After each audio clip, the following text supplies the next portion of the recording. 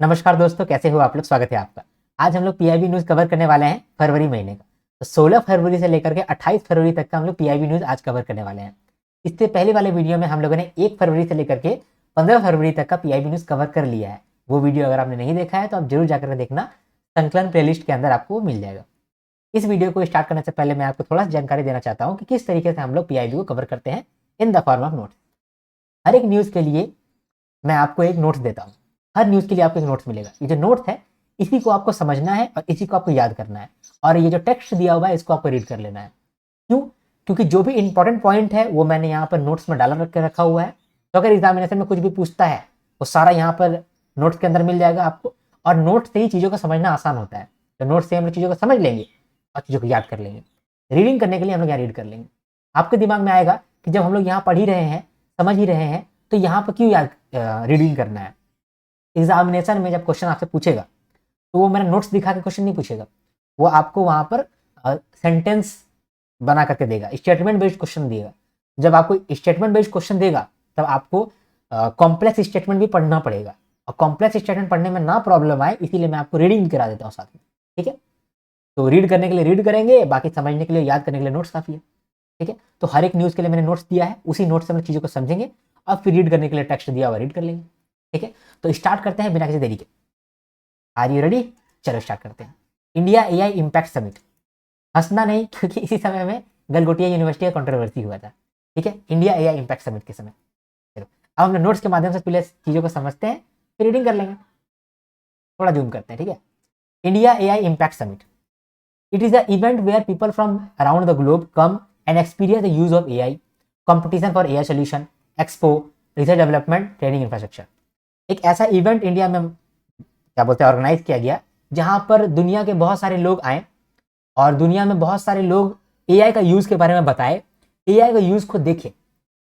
इसी इवेंट में बहुत सारा कंपटीशन हुआ एआई सॉल्यूशन को लेकर के कि कौन सा ऑर्गेनाइजेशन आएगा और अपना अच्छा एआई सॉल्यूशन दिखाएगा। जो अच्छा एआई सॉल्यूशन दिखाएगा उनको अवार्ड दिया जाएगा। बहुत सारा एक्सपो हुआ, जैसे कि मान लो कि किसी यूनिवर्सिटी ने जैसे फॉर एग्जांपल गलगोटिया यूनिवर्सिटी ने एक रोबो बना दिया। ठीक है, वो जो रोबो था वो चाइना से इंपोर्ट करके लेकर के दिखा दिया था और बोल रहा था कि हम लोग बनाए हैं, तो वो वाला कंट्रोवर्सी भी यहाँ पर हुआ। रिसर्च डेवलपमेंट में एआई को लेकर के क्या काम करा जा रहा है उसके बारे में भी जानकारी हुआ। तो एक इवेंट बहुत बड़ा इवेंट था, इसीलिए इसको बोल रहे हैं हम लोग इम्पैक्ट समिट। इम्पैक्ट समिट में क्या हुआ, बहुत सारे दुनिया के लोग आए, एआई के बारे में बताया, एआई के बारे में सीखा, एआई के बारे में कंपटीशन देखा, है ना, एआई का एक्सपो हुआ, बहुत सारा चीज हुआ एक साथ। तो ये हुआ इंडिया के अंदर। ठीक है, ये क्यों हुआ? क्योंकि एआई ग्रो कर रहा है लेकिन हर इंडियन के पास एआई के बारे में नॉलेज नहीं है। ठीक है, अभी एआई का यूज कैसे कर रहा है इंडिया? मैं लौकी हूं रे, तू मुझे खाएगा तो तुम्हारा पेट साफ कर दूंगा रे। मैं गोलगप्पा हूँ रे, मैं तेरा पेट में जा करके चिपक जाता हूँ रे। मैं मैदा हूँ रे, तेरे पेट में जा करके मैं तबाही न मचा दूंगा रे। तो अभी सिर्फ ये वाला एआई चल रहा है। ठीक है, लेकिन हम लोग को तो आगे बढ़ना है। एआई से हम लोग प्रोडक्टिव काम करना चाहते हैं, एआई से हम लोग एफिशिएंट बनना चाहते हैं, एआई को यूज करके हम लोग इकोनॉमी को डेवलप करना चाहते हैं। तो उस तरह का एआई को लाने के लिए हम लोग को ये सबमिट करना पड़ा। ठीक है, इसीलिए इंडिया ने ये चीज किया कि एआई तो ग्रो कर रहा है लेकिन हर एक इंडियन को एआई के बारे में पूरी जानकारी नहीं है। अभी जो स्टूडेंट है जो क्लास 6-7 पढ़ते हैं वो अब शायद एआई धीरे धीरे करके जानते हैं, वो भी रील्स के माध्यम से जान रहे होंगे कि एआई क्या है। सुन रहे, खाना खाया कि नहीं रे, जल्दी खा रहे। तो वो वाला एआई से आगे बढ़े, इसीलिए इस तरह का इम्पैक्ट समिट हुआ। ठीक है, इस समिट का 3 पिलर रखा गया जिसको हम लोग सूत्र बोल रहे हैं। सूत्र का मतलब था धागा। जिस धागा से हम लोग इस समिट को बांधे हैं उस धागे को बोल रहे हैं हम लोग पिलर। 3 पिलर है समिट का। एक है पीपल, एआई जो है वो सबका काम आए, सबके पास एआई का इंफॉर्मेशन हो, सबको एआई यूज करना आना चाहिए। दूसरा प्लेनेट, एआई का इस्तेमाल करके हम लोग नेचर को डैमेज करने से बचाना चाहते हैं, तो वो भी एक सोचे। और प्रोग्रेस, हर आदमी का प्रोग्रेस होना चाहिए, भले वो गरीब है, अमीर है, कोई दूसरे कास्ट का है, कोई दूसरे रिलीजन का है, ब्लैक है, व्हाइट है, सबको एआई का इंफॉर्मेशन मिलना चाहिए और सबको एआई का एजुकेशन मिलना चाहिए ताकि एआई का इस्तेमाल करके वो आगे बढ़ सके। ये पिलर था इस समिट का। पूछ सकता है direct, which one of the following is not one of the pillar of AI, India AI impact summit. ठीक है, आपको यहाँ बोल रहा है ना पीपल, प्लैनेट, प्रोग्रेस, और यहाँ पर डाल देगा पार्टी, ठीक है, और पीछे और भी कुछ डाल सकता है आपको कंफ्यूज करने के लिए, ठीक है। इसके बाद ये तो हो गया 3 पिलर। अब 7 चक्र है। 7 चक्र कौन कौन सा है भाई, वो देखो। ये human capital, human capital, human capital में हम लोग क्या चाहते हैं कि एआई जो है, एआई का एजुकेशन ह्यूमंस को ज्यादा हो सके और ह्यूमन का लाइफ इंप्रूव हो सके। अगर ह्यूमन एआई के बारे में जानेगा तो वो मुश्किल काम भी आराम से कर पाएगा, ठीक है, और बेनिफिट ले सकेगा। इसीलिए हम लोग ह्यूमन कैपिटल एक चक्र है। दूसरा चक्र क्या है, inclusion for social empowerment. Social empowerment यानी कि SC ST, economically weaker section, हर तबके को एआई का हेल्प पहुंचना चाहिए। Safe and trusted AI, AI का भी इतना खराब यूज हो रहा है, अभी तो बहुत गंदा यूज हो रहा है। मैं कह नहीं सकता हूँ कि मान लो कि अभी लड़कियों का जो नॉर्मल फोटो होता है वो सेफ नहीं है एआई के वजह से। तो जो भी गर्ल्स ये वीडियो को देख रहे हैं, मैं देखो जहाँ पर मैं खड़ा हूँ, जितना मेरे पास इंफॉर्मेशन है, अभी आपका फोटोज जो है जहाँ पर आप सिंगल खड़े हैं, वो फोटो अभी बहुत ज़्यादा रिस्की है। उसको हटा दो भाई, उसको रखो ही नहीं, क्योंकि एआई जो है वो बहुत गलत मिसयूज इसका हो रहा है, ठीक है। डीप फेक्स बहुत सारे निकल रहे हैं। तो ये सब चीज़ जो है अभी क्या है, उसके लिए इंडिया में कोई भी रूल नहीं है, कुछ रेगुलेशन नहीं है। तो इसके लिए रूल्स रेगुलेशन आना चाहिए, ये भी एक चक्र है। सेफ और ट्रस्टेड एआई होना चाहिए। AI for economic growth and social good. अच्छा, यहां पर देखो, safe and trusted AI. Scammer लोग क्या कर रहा है जानते हैं? स्कैमर लोग क्या कर रहा है, अब कोई भी टीचर का फोटो एआई से बनवा ले रहा है, उसके नाम पे सामान बेच दे रहा है, और सामान दे रहा है पूरा आउटडेटेड, एकदम घटिया सामान दे रहा है और पैसा भी ले ले रहा है। ऐसा ये एक्चुअली हो रहा है, ठीक है। तो ये जो मिसयूज भी हो रहा है एआई का, वो भी बहुत ज़्यादा है। तो इस पर भी बात करा गया है। इसके बाद एआई फॉर इकोनॉमिक ग्रोथ और सोशल गुड, सभी के लिए कुछ अच्छा हो सके, सोसाइटी के लिए कुछ अच्छा हो सके, इकोनॉमिक ग्रोथ हो सके, उसको किस तरह से हम लोग एआई का मदद से कर सकते हैं, इसके बारे में बात हुआ। रेजिलियंस, इनोवेशन एंड एफिशिएंसी, इसके लिए बात हुआ। साइंस, साइंस किस तरह से डेवलप कर रहा है एआई, और किस तरह से साइंस को डेवलप कराने में हेल्प कर सकता है, उसके बारे में बात की। फिर डेमोक्रेटाइजिंग एआई रिसोर्सेज, सबके पास एआई का रिसोर्सेज का अवेलेबिलिटी रहना चाहिए। ऐसा नहीं है कि आप सिर्फ पेमेंट करके ही एआई इस्तेमाल कर रहे हैं और बाकी जो पेमेंट नहीं कर सकता है उसको एआई का बेनिफिट यूज करने के लिए नहीं मिल रहा है। ऐसा नहीं होना चाहिए। तो ये सब के बारे में बात हुआ। 7 चक्रा था, सातों चक्रा इंपॉर्टेंट है। 3 पिलर था, तीनों पिलर इंपॉर्टेंट है, ठीक है। अभी कुछ इवेंट हुआ है, क्या क्या इवेंट हुआ है इसके बारे में अभी आपको जानकारी होना चाहिए। चलो समझते हैं क्या क्या इवेंट हुआ है, ठीक है। पहला था कुछ कुछ कुछ कंपटीशन हुआ है, कंपटीशन को देखते हैं ना। फिर रिसर्च के लिए क्या हुआ ये देखेंगे, बिजनेस के लिए क्या हुआ ये देखेंगे, ट्रेनिंग के लिए क्या हुआ ये देखेंगे। सबसे पहले कंपटीशन की बात करते हैं। सबसे पहले एआई फॉर ऑल, ये एक मतलब एक कंपटीशन हुआ जहां पर स्टूडेंट्स, स्टार्टअप, प्रोफेशनल्स, हर कोई पार्टिसिपेट कर सकता था और अपना बेस्ट आइडिया दिखा सकता था कि देखो हम ऐसा एआई सोल्यूशन बनाए हैं जिससे कि ये काम हो सकता है। हम ऐसा एआई सोल्यूशन बनाए हैं जिससे स्ट्रेस मैनेजमेंट हो सकता है। हम ऐसा एआई सोल्यूशन बनाए हैं जिससे कि बच्चों का जो डाउट है वो ऑटोमेटिकली क्लियर हो सकता है without the help of any teacher, ठीक है। तो इस तरह का जो काम है, वैसा एआई सोल्यूशन कोई प्रोवाइड करा रहा है तो उनको 2.5 करोड़ रुपया दिया जाएगा और उनको इस इवेंट के अंदर मतलब शो किया जाएगा। होता नहीं है कि शोकेस किया जाएगा उनको इसके अंदर। तो एक कंपटीशन ये था एआई फॉर ऑल। फिर दूसरा था एआई बाय हर, यानी कि जो वुमेन लेड इनोवेशन है, जो वुमेन लेड इनोवेशन किया है और एआई के लिए बहुत अच्छा काम किया है, तो उनको भी 2.5 करोड़ रुपया तक मिलता, उनको भी शोकेस किया जाता इस इम्पैक्ट समिट में। तीसरा कंपटीशन था युवा एआई। इसके अंदर जो भी यंग स्टूडेंट्स है, जैसे कि जिनका एज 13 से लेकर 21 साल का एज है और उन्होंने कुछ अच्छा काम किया है, अच्छा एआई सोल्यूशन बनाया है, तो अगर वो रिवॉर्ड जीतते थे 85 लाख तक जीत सकते थे और उनको इस समिट में शोकेस किया जाता, ठीक है। ये कुछ कंपटीशन था। अभी रिसर्च का बात करते हैं। कुछ एकेडमिक डिस्कशन भी हुआ क्योंकि बहुत सारे साइंटिस्ट और रिसर्चर्स आए थे जो कि एआई के बारे में अच्छा खासा नॉलेज रखते थे, तो उन्होंने भी कुछ अपना इंफॉर्मेशन, इंसाइट्स रखा एआई को लेकर के कि एआई अगर खतरनाक है तो कैसे खतरनाक है, एआई का मिसयूज कैसे हो सकता है, मिसयूज से कैसे रोका जा सकता है, ये सब का बात हुआ। नॉलेज पार्टनर कौन है? आईआईटी हैदराबाद, ठीक है। बिजनेस, बिजनेस में एआई एक्सपो हुआ जहां पर अलग अलग बिजनेस जो है अलग अलग अपना एआई टेक्नोलॉजी का शोकेस किया। फिर ट्रेनिंग के लिए एआई टिंकरप्रेन्योर बनाया गया फॉर स्कूल स्टूडेंट्स, ताकि स्कूल स्टूडेंट्स को हम लोग एआई सिखा पाए। तो इसके लिए एआई टिंकरप्रेन्योर एक ट्रेनिंग प्रोग्राम भी रखा गया, ठीक है। तो इतना कुछ हुआ है, समझ गए आप कि क्या हुआ क्या नहीं हुआ। इस चीज़ को हम लोग रीड कर लेते हैं, ठीक है। अभी मान लो सीधा आप रीडिंग करने आते तो आपको आधा चीज़ बाउंस चला जाता, समझ में नहीं आ रहा कि हो क्या रहा है, लेकिन आपने यहाँ पर समझ लिया तो आपका पूरा का पूरा पिक्चर क्लियर है, समझ में आ रहा है कि आपको क्या याद करना है क्या नहीं याद करना है ना, इवेंट कौन कौन सा हुआ, क्या क्या इवेंट में क्या क्या हुआ, सब कुछ आपको इन्फॉर्मेशन मिल गया। अभी हम लोग यहाँ से रीड करेंगे, ठीक है।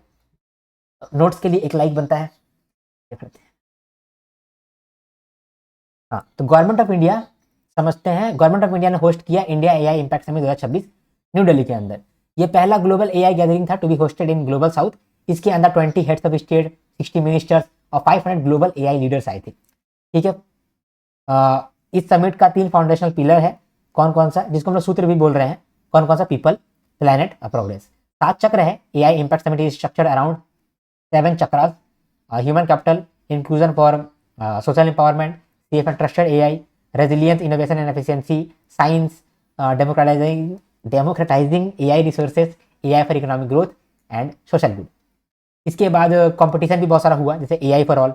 इसमें क्या था कि students, working professional, researcher, startups, सबको आपस में मिल करके अपना जो एआई सोल्यूशन है उसको दिखा सकते थे, और सेलेक्टेड वंस को सेलेक्ट किया जाता to be showcased on the summit, और उनका अवार्ड भी मिलता अप टू 2.5 करोड़। इसी तरीके से एआई बाय हर आया, ग्लोबल इम्पैक्ट चैलेंज। इसमें एम किया गया to promote women led innovation in AI, ठीक है। इसमें भी सिलेक्टेड सोल्यूशन को शोकेस किया जाने वाला था समिट के अंदर, और 2.5 करोड़ रुपया उसको अवार्ड भी मिल रहा था। युवा एआई, इसके अंदर हम लोग यंग इनोवेटर्स जिनका एज जो है 13 से 21 साल के बीच में था, उनको हम लोग पार्टिसिपेट करवाएं और उनको अवार्ड दिलवाएं। जो भी सिलेक्टेड पार्टिसिपेंट्स था उनको प्राइज भी मिला अप टू 85 लाख, और उनको शोकेस कराएं हम लोग इस समिट के अंदर। Research symposium on AI and its impact serves as national academic platform for India AI impact summit, जिसका knowledge partner triple IT Hyderabad था। इंडिया एआई इम्पैक्ट एक्सपो भी हुआ, जहाँ पर अक्रॉस द ग्लोब बहुत सारे विजिटर आए थे, और 7 थीमेटिक पेविलियन पे उन्होंने एआई सॉल्यूशंस को देखा। फिर एआई टिंकरप्रेन्योर एक national level summer boot camp बनाया गया at building AI and entrepreneurial capabilities among school students from class 6 to 12, ठीक है। देखो यहाँ पर अगर सीधा पढ़ते दिमाग खराब हो जाता, यहाँ पर समझ में आया और रीडिंग कर लिए, आगे बढ़ते हैं ना। अब देखते हैं सही एंड बोध ये क्या है, यही समझते हैं। देखो कोई भी एआई सॉल्यूशन अगर बना है, ठीक है, और वो हेल्थ केयर में इस्तेमाल होने वाला है, तो कोई भी एआई सॉल्यूशन बना है जो कि हेल्थ केयर में इस्तेमाल होने वाला है। फॉर एग्जांपल एक एआई सॉल्यूशन बनाए हैं जो कि आपका ब्लड को देख करके ब्लड टेस्ट रिपोर्ट बना सकता है, ठीक है, ऐसा कर सकता है एआई। तो क्या उस एआई पे भरोसा कर ले? नहीं कर सकते हैं। एआई पे तो आप भरोसा ही नहीं कर सकते हैं अभी। इनफैक्ट मतलब अभी तो कम से कम नहीं कर सकते, हो सकता है अगले 10 साल के बाद आप एआई पे भरोसा कर सकते हैं, लेकिन अभी तो नहीं कर सकते। तो मान लो कि कोई भी एआई सॉल्यूशन किसी ने बनाया है और ब्लाइंडली उसको कोई हेल्थ केयर सिस्टम में डाल दिया है, किसी को जॉन्डिस है उसको बता रहा है कि टाइफाइड हो गया है, ठीक है, क्योंकि थोड़ा थोड़ा सा एरर होगा, और किसी को टाइफाइड बता दिया और जॉन्डिस था उसको, तो मर जाएगा। तो ऐसा ना हो इसके लिए ministry of health and farmers welfare ने बोध लॉन्च किया है और सही लॉन्च किया है। अब ये बोध क्या है और सही क्या है इसको समझते हैं। पहले तो फुल फॉर्म देख लो, फुल फॉर्म क्या है, bench marking open data platform for health AI, और सही का फुल फॉर्म है strategy for AI in health care for India. अब समझते हैं कि इसका मतलब क्या है। देखो कोई भी एआई सॉल्यूशन बनाया, फॉर एग्जांपल हम एक एआई सॉल्यूशन बनाए हैं, उसका सॉल्यूशन का रख दिए हैं कू फार्मा, ठीक है, कू फार्मा एआई, कू फार्मा एआई। और हम क्या बोल रहे हैं कि भाई ये कू फार्मा एआई इतना अच्छा है कि अगर तुम लोग अपने हॉस्पिटल में कू फार्मा एआई को लगा दिया तो वो सिर्फ एक ब्लड देख करके बता देगा कि इसको पहले कभी कोई बीमारी हुआ था कि नहीं, बुखार है कि नहीं है, इसका ब्लड ग्रुप क्या है, सिर्फ एक पैरामीटर चेक करके वो सारा पैरामीटर बता देगा। कू फार्मा एआई ले लो, सरकारी हॉस्पिटल तुम भी ले लो और प्राइवेट हॉस्पिटल तुम भी ले लो, हम फ्री का दे रहे हैं, फ्री का ले लो मजा आएगा, ठीक है। और वो है गलत, हम निकले स्कैमर, ठीक है, हम बदमाश निकले, ठीक है। तो क्या होगा, बच्चा जो एक्चुअल में हॉस्पिटल में पेशेंट है उनके साथ गलत हो जाएगा। तो सरकार क्या बोलता है कि कोई भी एआई सॉल्यूशन तुमको दिखे, ठीक है, कोई भी एआई सॉल्यूशन तुमको दिखे तो पहले उस एआई सॉल्यूशन को बोध पे चलाओ। बोध पे, बोध जो है ना वहां पर बहुत सारा डेटा रखा हुआ है, उस डेटा पे रन कराओ, ये एआई को रन कराओ पहले इस डेटा पे, चेक करो कि क्या ये एक्यूरेट रिजल्ट देता है। अगर देता है तो ओके, तब उसको अडॉप्ट करने का सोचना। लेकिन अगर ये एक्यूरेट रिजल्ट नहीं देता है तो मत अडॉप्ट करना, रिजेक्ट कर देना। कू फार्मा को हटा कर तो सू फार्मा का लगा देना, समझे। कू फार्मा को हटा के सू फार्मा का लगा देना। तो एक तरह से क्या है ये देखो, एक गेट है, ये प्राइमरी गेट है, ये सेकेंडरी गेट है। इसको मैंने ऐसे ही बनाया है। प्राइमरी गेट में वो चेक करेगा कि डेटा प्लेटफॉर्म में इसको रन करके देखेगा कि ठीक से रन हो पा रहा है कि नहीं आ रहा है। If it is giving good और accurate result then it is okay, फिर आप इसको अडॉप्ट कर सकते हो। और अब अगर जब आप अडॉप्ट करने लगे तो अडॉप्ट करने में भी फिर आपका एक चेक आएगा, दूसरा डोर। इस डोर में क्या होगा कि जब आप अडॉप्ट कर ही रहे हैं तो आप अपने हॉस्पिटल के लिए, अपने डॉक्टर्स के लिए एक रूल्स और गाइडलाइंस बनाएंगे कि कितना परसेंटेज आप रिलाई कर सकते हो इस एआई सॉल्यूशन पे। ठीक है, जैसे कि हम कू फार्मा को अभी तो यहाँ से हटा दिए, कू फार्मा यहीं पर रिजेक्ट हो गया, यहीं पर रिजेक्ट हो गया, ठीक है। लेकिन सू फार्मा था, सू फार्मा नाम का एगो एआई था, सू फार्मा एआई। ये आपका ना एक्यूरेट रिजल्ट दे रहा था, अच्छा रिजल्ट दे रहा था। तो आपने बोला कि इसको हम लोग अडॉप्ट करेंगे अपने हॉस्पिटल के अंदर। तो अब आप क्या करोगे, एक फ्रेमवर्क बनाओगे कि सू फार्मा का जो रिजल्ट है वो तो अच्छा है, लेकिन फिर भी कितना परसेंटेज आप वहां भरोसा कर सकते हैं। तो डॉक्टर्स के लिए गाइडलाइंस बनाना, पेशेंट के लिए गाइडलाइंस बनाना कि किस तरीके से आपको ये सन फार्मा का या सू फार्मा का एआई इस्तेमाल करना है। इसको हम लोग बोल रहे हैं सही, ठीक है। यानी बोध में हम लोग समझ पाए कि बोध हो रहा है हम लोगों को, ज्ञान हो रहा है हम लोग को। सही में हम लोग क्या कर रहे हैं कि सही से कैसे इस्तेमाल करना है उसको बता रहे हैं। क्लियर, यही था, कुछ था ही नहीं और कुछ था ही नहीं। ठीक है, अभी इसको ना रीड करते हैं, इसको रीड करते हैं यहाँ पर।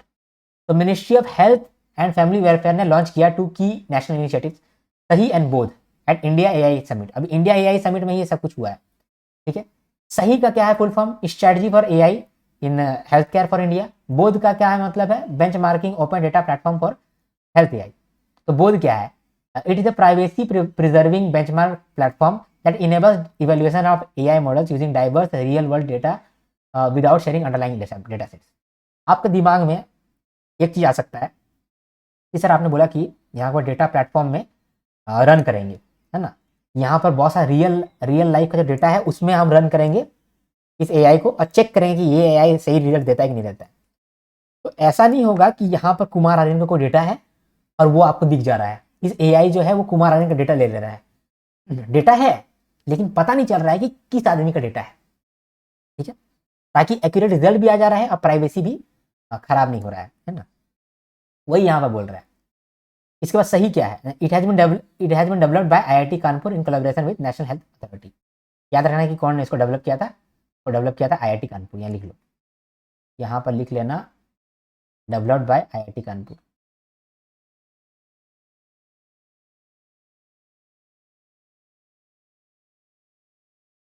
कानपुर ने देखना सिखा दिया है, ये सही है। सही का क्या है, strategy for AI in health care for India. It is a national guidance framework to enable safe, ethical, evidence-based and inclusive adoption for AI across India's healthcare system. It aims to provide strategic direction on governance, validation, deployment and monitoring of AI solution। ठीक है, आगे बढ़ते हैं, next देखते हैं। भारत विस्तार, ये क्या है, भारत विस्तार क्या है, देखो। भारत विस्तार क्या है, भारत विस्तार एक एआई प्लेटफॉर्म है, ठीक है, एक एआई प्लेटफॉर्म है, ठीक है। इसका क्या फुल नाम क्या है देख लो, virtually integrated system to access agriculture resource. यानी कि एक ऐसा एआई प्लेटफॉर्म है जो कि एग्रीकल्चर के बारे में आपको इन्फॉर्मेशन देता है। कोई भी फार्मर एक टोल फ्री नंबर पे कॉल करेगा, एक टोल फ्री नंबर पे कॉल करेगा, टे टे टे टे टे टू, तो उधर से बोलेगा हेलो मैं भारत विस्तार बोल रहा हूँ, आपको क्या चीज़ का जानकारी चाहिए, कृपया अगर आपको वेदर के लिए जानकारी चाहिए तो 1 दबाएं, आपको मंडी प्राइस के लिए जानकारी चाहिए तो 2 दबाएं, आपको खेत में कोई बीमारी हो गया है, खेत में कोई डिजीज़ हो गया है कोई प्लांट को, तो अगर उसका जानकारी चाहिए तो आप 4 दबाएं, और गवर्नमेंट स्कीम चाहिए तो आप 5 दबाएं, और कुछ नहीं चाहिए तो फिर आप अपना गलत दबाएं, ठीक है। तो ठीक, जो ये कर सकता है, ये करने का जो फैसिलिटी है वो भारत विस्तार दे रहा है। अभी जो है ये हिंदी और इंग्लिश में अवेलेबल है। बाद में तुम्हें केमन आछो, तुम आके चाहिए वेदर इंफॉर्मेशन तो एक टिपो दो टिपो ऐसे करके भी कर सकते हैं। ठीक है, तो मतलब समझे कि बाकी रीजनल लैंग्वेज में भी आ जाएगा, अभी हिंदी और इंग्लिश में है। अगर मान लो भोजपुरी से अगर बोला जाए तो कैसे बोला जाएगा, तो भोजपुरी में आता नहीं है ऐसे ही, नहीं तो फार्मर कॉल लगाएगा टे टे टे टे टे टे टू, ऐसे कॉल उठाएगा टर्न टर्न, ए फार्मर हो कैसन बा हो तोहार की चाहिए हो ऐसे बोल सकता है। ठीक है, अब भारत विस्तार जो इतना ज्ञानी बाबा बन रहा है, ये वेदर इंफॉर्मेशन बता दे रहा है, मंडी प्राइस बता दे रहा है, डिजीज सोल्यूशन बता दे रहा है, गवर्नमेंट स्कीम बता दे रहा है, इसके पास कहाँ से नॉलेज आ रहा है? इसके पास नॉलेज आ रहा है from agri stack data, ICAR का डेटा, आईएमडी का डेटा और मंडी प्राइस का डेटा। ठीक है, तो यहाँ से वो डेटा लेता है और फार्मर्स को हेल्प करता है। फार्मर्स के लिए एक एआई असिस्टेंट भी बना है जिसका नाम है भारती। चलो आगे बढ़ते हैं और इसको रीड कर लेते हैं। Ministry of agriculture and farmers welfare has launch Bharat Vistaar. ठीक है, Bharat Vistaar is a multi language AI based conversational advisory system announced in budget. Vistaar stands for virtually integrated system to access agriculture resources. ठीक है, टोल फ्री नंबर क्या है to get solutions, farmer can dial the number ये। ठीक है, farmers can obtain information about schemes being run by central government and avail benefits from them. It will provide farmers with information of weather, market prices, pest, diseases, soil, crop advice, and government schemes all in one place. Information resources. Bharat Vistar has integrated sources from AgriStack, ICAR, various agriculture schemes, and intermeteorological department, mandi prices and state system. Farmer को एक ID card भी दिया जाएगा। It will contain all the information about the farmers. और speaking AI assistant है अंदर भारत विस्तार भारती। बढ़े वॉइस एरा कुछ नहीं है, एक एआई स्टैक है, end to end AI stack है जो आपसे यहाँ पर बात कर रहा है ना, यहाँ पर जो आपसे बात कर रहा है, हेलो मेरा नाम भारत विस्तार है, मेरा नाम भारती है, आपको क्या चीज़ जानकारी चाहिए प्लीज़ आप बताइए। तो ये जो आपसे बात कर रहा है एआई, इस एआई को बात करना वो कैसे सीख रहा है, इस बात करने को? इसमें एक वो वॉइस का स्टैक डाला हुआ है, एआई वॉइस का स्टैक डाला हुआ है। इसका मतलब एक कोड होता है, ज़्यादा तो हम टेक्निकल नॉलेज नहीं रखते हैं लेकिन हमको जितना जानकारी है उतना बताते हैं। एक मान लो कि एक कोड का एक कोड है, फॉर एग्जाम्पल एक कोड का एक स्ट्रक्चर हो गया, तो उसको हम लोग बोलते हैं स्टैक। अब ये वाला कोड से अगर आप वॉइस निकलवा सकते हैं एआई से, तो उसको हम लोग बोलेंगे वॉइस स्टैक। ठीक है, अब ये वाला स्टैक से अगर हम मान लो एजुकेशन का काम करवा पाएंगे तो उसको बोलेंगे एजुकेशन स्टैक। ठीक है, तो एक वॉइस स्टैक आया है, उसको हम लोग बोल रहे हैं वॉइस एरा। ठीक है, तो वॉइस एरा क्या है? ये एक वॉइस एआई इंफ्रास्ट्रक्चर है फॉर स्पीकिंग बेस्ड एक्सेस। ठीक है, इसमें क्या होता है कि जो भी गवर्नमेंट सर्विसेज है वो हम लोग एआई के थ्रू लोगों तक पहुंचाएंगे।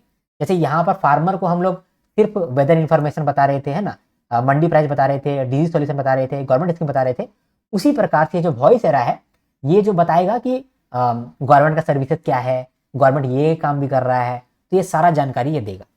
ठीक है, ये जो वॉइस एरा नाम का एक वॉइस एआई स्टैक है, जिस एआई स्टैक का मदद से हम लोग एआई असिस्टेंट बना सकते हैं जो कि बात कर सकेगा। ठीक है, तो वो चीज़ डेवलप किया गया है सरकार के द्वारा। एक भाषणी डिवीजन इसमें लगा है, एक स्टेप फाउंडेशन, सीडीएसएस और ट्रिपल आईटी बैंगलोर और AI4, इन चारों का मदद से वॉइस एरा बना है जो कि एक वॉइस एआई का स्टैक है जिसका मदद से आप टॉकिंग एआई असिस्टेंट बना सकते हैं। इसका फायदा क्या होगा?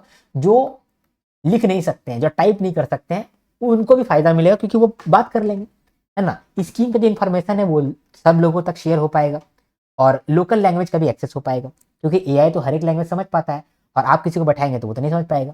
ठीक है, तो ये चीज़ है। ठीक है, अब इसको हम लोग रीड कर लेते हैं। तो digital India Bhashini division under the digital India corporation has launched voice era. It is an open source end to end voice AI stack.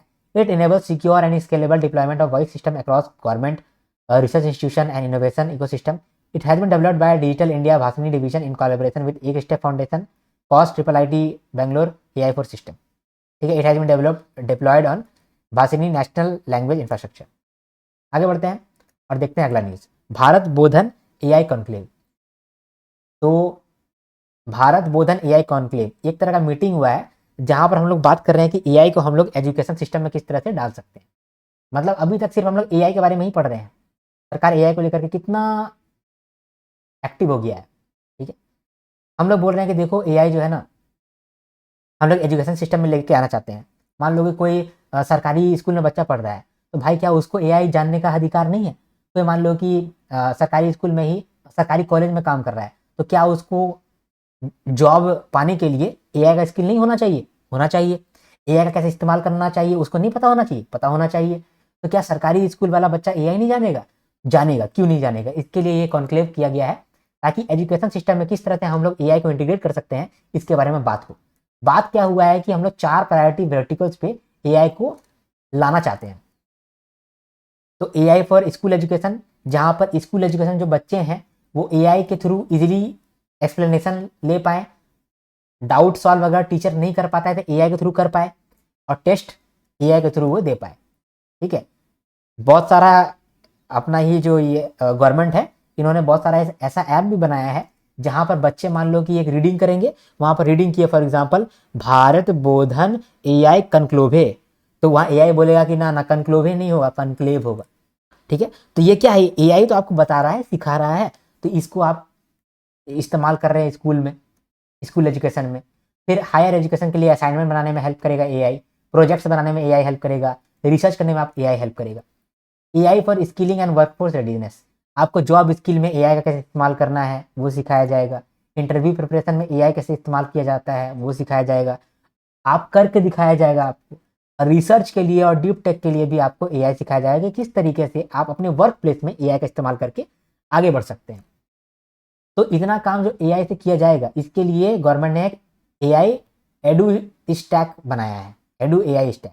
जैसे मैंने आपको बोला ना वॉइस एआई स्टैक, उसमें इस तरीके का कोड था कि वॉइस का एआई को हर जगह इंटीग्रेट करा जा सकता था। एडू एआई स्टैक इस तरह का सिस्टम बना रहा है सरकार, जो कि वो स्कूल में भी लगा सकता है, तो एजुकेशन का सारा काम वो करने लगेगा। ठीक है। चैट जीपीटी जो रहता है उसमें हर तरीके का इंफॉर्मेशन है, वो सारा काम कर सकता है। लेकिन एडू एआई स्टैक क्या करेगा? एजुकेशन के रिलेटेड सारा काम कर सकेगा। ठीक है। ठीक है। तो ये चीज हो गया कि भारत बोधन एआई कॉन्क्लेव हुआ है। यहाँ पर भारत बोधन, भारत को बोध कराओ कि एआई क्या है और एआई को हम लोग कहाँ यूज कर सकते हैं। आगे बढ़ते हैं। तो मिनिस्ट्री ऑफ एजुकेशन ने ऑर्गेनाइज किया था भारत बोधन एआई कॉन्क्लेव। इसका ऑब्जेक्टिव था to advancing the integration of AI across India education system. Conclave को एंगेज किया गया था across 4 priority verticals: AI for school education, AI for higher education, AI for skilling and workforce readiness, AI for research and deep technology. ठीक है। बहुत सारा यहाँ पर लॉन्चेस और अनाउंसमेंट भी हुआ है, ये रीड करने के लिए आप रीड कर लो। टेक्निकल सेशन 2 को हुआ था, इसको भी आपको रीड करना है, इतना इंपॉर्टेंट नहीं है। आगे बढ़ते हैं। अब देखते हैं हम लोग एक्सपोर्ट प्रमोशन मिशन, ये इंपॉर्टेंट है, इसको ध्यान देखते हैं। ठीक है, ध्यान से देखते हैं। थोड़ा सा पानी पी लेते हैं फिर से स्टार्ट करेंगे। देखो ये जो एक्सपोर्ट प्रमोशन मिशन है, ministry of commerce and industry ने लॉन्च किया है 7 additional intervention under the export promotion mission. Now 10 out of 11 intervention are operational. ये न्यूज़ है, लेकिन ये न्यूज़ इतना इंपॉर्टेंट नहीं है, लेकिन ये जो स्कीम का बात हुआ ये स्कीम इंपॉर्टेंट है। ये स्कीम जो है 2 सब स्कीम में बटा हुआ है, एक है निर्यात प्रोत्साहन और एक है निर्यात दिशा। इस चीज़ को हम लोग को समझना है। ठीक है। इसके अंदर क्या क्या इंटरवेंशन हुआ है उसको भी हम लोग समझेंगे। ठीक है। अब यहाँ से समझते हैं एक्सपोर्ट प्रमोशन मिशन, इसको समझते हैं। देखो एक्सपोर्ट प्रमोशन मिशन क्या है? एक्सपोर्ट प्रमोशन मिशन के हम लोग के अंदर हम लोग एक्सपोर्ट को प्रमोट करना चाहते हैं। सिंपल है, बस इंग्लिश को हिंदी कर दिए हैं, समझे? एक्सपोर्ट को प्रमोट करना चाहते हैं। तो जो एमएसएमई है या फिर नया एक्सपोर्टर है, जो जो एमएसएमई है और नया एक्सपोर्टर है, वो लोग अच्छे से एक्सपोर्ट कर पाए, इसके लिए हम लोग ये मिशन लेकर के आए हैं। और इस मिशन के अंदर हम लोग बहुत सारे इंटरवेंशन करते हैं ताकि ज़्यादा बेनिफिट मिल सके। ठीक है। इस स्कीम का आउटले रखा गया 25,000 करोड़ रुपया। ठीक है। और ड्यूरेशन है FY26 से लेकर 31 तक। ये तो बेसिक इन्फॉर्मेशन है। अब इस स्कीम के अंदर 2 सब स्कीम है। क्या है? एक निर्यात प्रोत्साहन, जहां पर हम लोग एक्सपोर्टर्स को पैसा देते हैं या फिर सस्ता लोन्स देते हैं कि वो एक्सपोर्ट करने के लिए और मोटिवेटेड हो जाए। दूसरा हम लोग निर्यात दिशा, इसमें हम लोग उसको दिशा दिखाते हैं कि अब तुम मोटिवेट तो हो गए हो एक्सपोर्ट करने के लिए, तो किस तरह से तुम अपना क्वालिटी मेंटेन करोगे, किस तरीके से तुम ग्लोबल मार्केट में अपना एक स्थान बनाओगे और किस तरीके से तुम अपना प्रोडक्ट में दम रखोगे। तो ये हम लोग समझा रहे हैं निर्यात दिशा में। तो एक्सपोर्ट प्रमोशन मिशन में दो सब स्कीम है, एक है निर्यात प्रोत्साहन जिसमें हम लोग फाइनेंशियल लोन दे रहे हैं या फिर पैसा दे रहे हैं, निर्यात दिशा में हम लोग डायरेक्शन दिखा रहे हैं, ठीक है, क्वालिटी में हेल्प कर रहे हैं, मार्केट में रीच में हेल्प कर रहे हैं, ठीक है, इतना तो क्लियर हो गया। अभी हम लोग आगे बढ़ते हैं, इतना देखते हैं, ठीक है, निर्यात प्रोत्साहन और निर्यात दिशा। पहले निर्यात प्रोत्साहन का बात करते हैं। एक्सपोर्टर के पास पैसा होना चाहिए, क्योंकि एक्सपोर्टर को पैसा मिलेगा, सस्ता लोन मिलेगा, तो वो और भी अपने आप को एक्सपैंड करवा पाएगा, है ना। तो कैसे कैसे पैसा दे रहे हैं, सस्ता लोन दे रहे हैं। सबसे पहले देखो, support for alternative export factoring, ठीक है, एक्सपोर्ट फैक्टरिंग के लिए हम लोग सपोर्ट दे रहे हैं। अब एक्सपोर्ट फैक्टरिंग क्या होता है, देखो मान लो कोई एक एक्सपोर्टर है और वो कोई सामान एक्सपोर्ट किया है, ठीक है, कोई एक्सपोर्ट किया, मान लो कि कोई कंट्री में एक्सपोर्ट किया है, ठीक है, मान लो ये कंट्री है, ऐसा एक कंट्री है, ठीक है, दुबई बना रहे हैं क्या हम, तो एक मान लो ये कंट्री है, ये कंट्री में हम सामान भेजे हैं, तो सामान जो है रास्ता में है, तो हमको तुरंत पैसा देगा नहीं, क्योंकि सामान तो रास्ता में उसको पहुंचा नहीं है, तो वो क्या करेगा, सिर्फ हमको एक बिल दे देगा, ठीक है, और हम उसको इनवॉइस दे देंगे। वो जो इनवॉइस मेरे पास रहेगा ना कि हम सामान भेजे हैं, वो इनवॉइस को हम बैंक में ले जाएंगे, तो बैंक वालों को बोलेंगे कि देखो भाई हम इतना का सेल्स कर दिए हैं, लेकिन मेरे पास अभी पैसा आया नहीं है, तुम इसके बदले में हमको पैसा दे दो। तो वो क्या करेगा, बैंक वाला क्या करेगा, मान लो कि सेल्स इनवॉइस है मेरे पास 25 लाख का सेल्स इनवॉइस है, ठीक है, और हमको पैसा का जरूरत है क्योंकि इतना पैसा तो मेरा फंस गया है और ये 30 दिन के बाद आएगा। तो हम क्या किए, हम बैंक के पास चले गए, बैंक के पास हम बोल रहे हैं कि देखो 25 लाख का मेरे पास ये इनवॉइस है, ये पैसा हमको 1 महीना या 2 महीने के बाद मिल जाएगा, लेकिन अभी हमको ये पैसा चाहिए। तो बैंक क्या बोलेगा कि एक काम करते हैं, हम इसका 5% काट लेते हैं और तुमको बाकी पैसा दे देते हैं, ठीक है, और ये पैसा जब तुमको आने वाला होगा ना, तो तुम्हारे पास नहीं आएगा, हम ही जाके उससे ले लेंगे, ठीक है, जो भी कंपनी को तुम पैसा लेने वाला है, जो भी कंपनी से, वो कंपनी से बैंक पैसा ले लेगा और तुमको हम अभी पैसा दे देते हैं, तुम रख लो भाई, बस 5% हम काट लेंगे तुमसे, ठीक है, इसको बोलते हैं फैक्टरिंग करना, फैक्टर कर दिए, 5% का कमीशन काट के आपको पैसा मिल गया, ये पैसा आपको मिल गया तो आप अपना काम वापस चालू कर पाएंगे क्योंकि आपके पास पैसा आ गया, लेकिन आपका 5% पैसा चला भी तो गया कमीशन में। तो सरकार बोल रहा है कि ये 5% जो आपको लगता है ना, ये हमको नहीं लगने देंगे, 2.75% हम आपको लौटा देंगे। तो आपको ओरिजिनली सिर्फ 2.25% ही देना पड़ेगा कमीशन, ठीक है।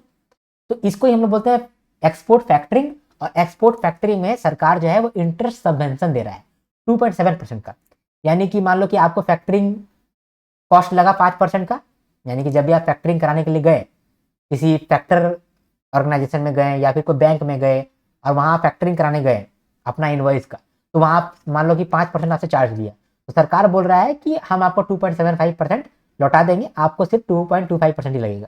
तो आपको कम फैक्टरिंग कॉस्ट लगा, अगर आपको कम फैक्टरिंग कॉस्ट लगेगा तो भाई आपके पास तो पैसा ज़्यादा रहा और आप ज़्यादा काम कर पाएंगे, तो ये वाला सपोर्ट सरकार दे रहा है, ठीक है। लेकिन मैक्सिमम कितना देगा आपको, मैक्सिमम आपको देगा 50 lakh per MSME per year,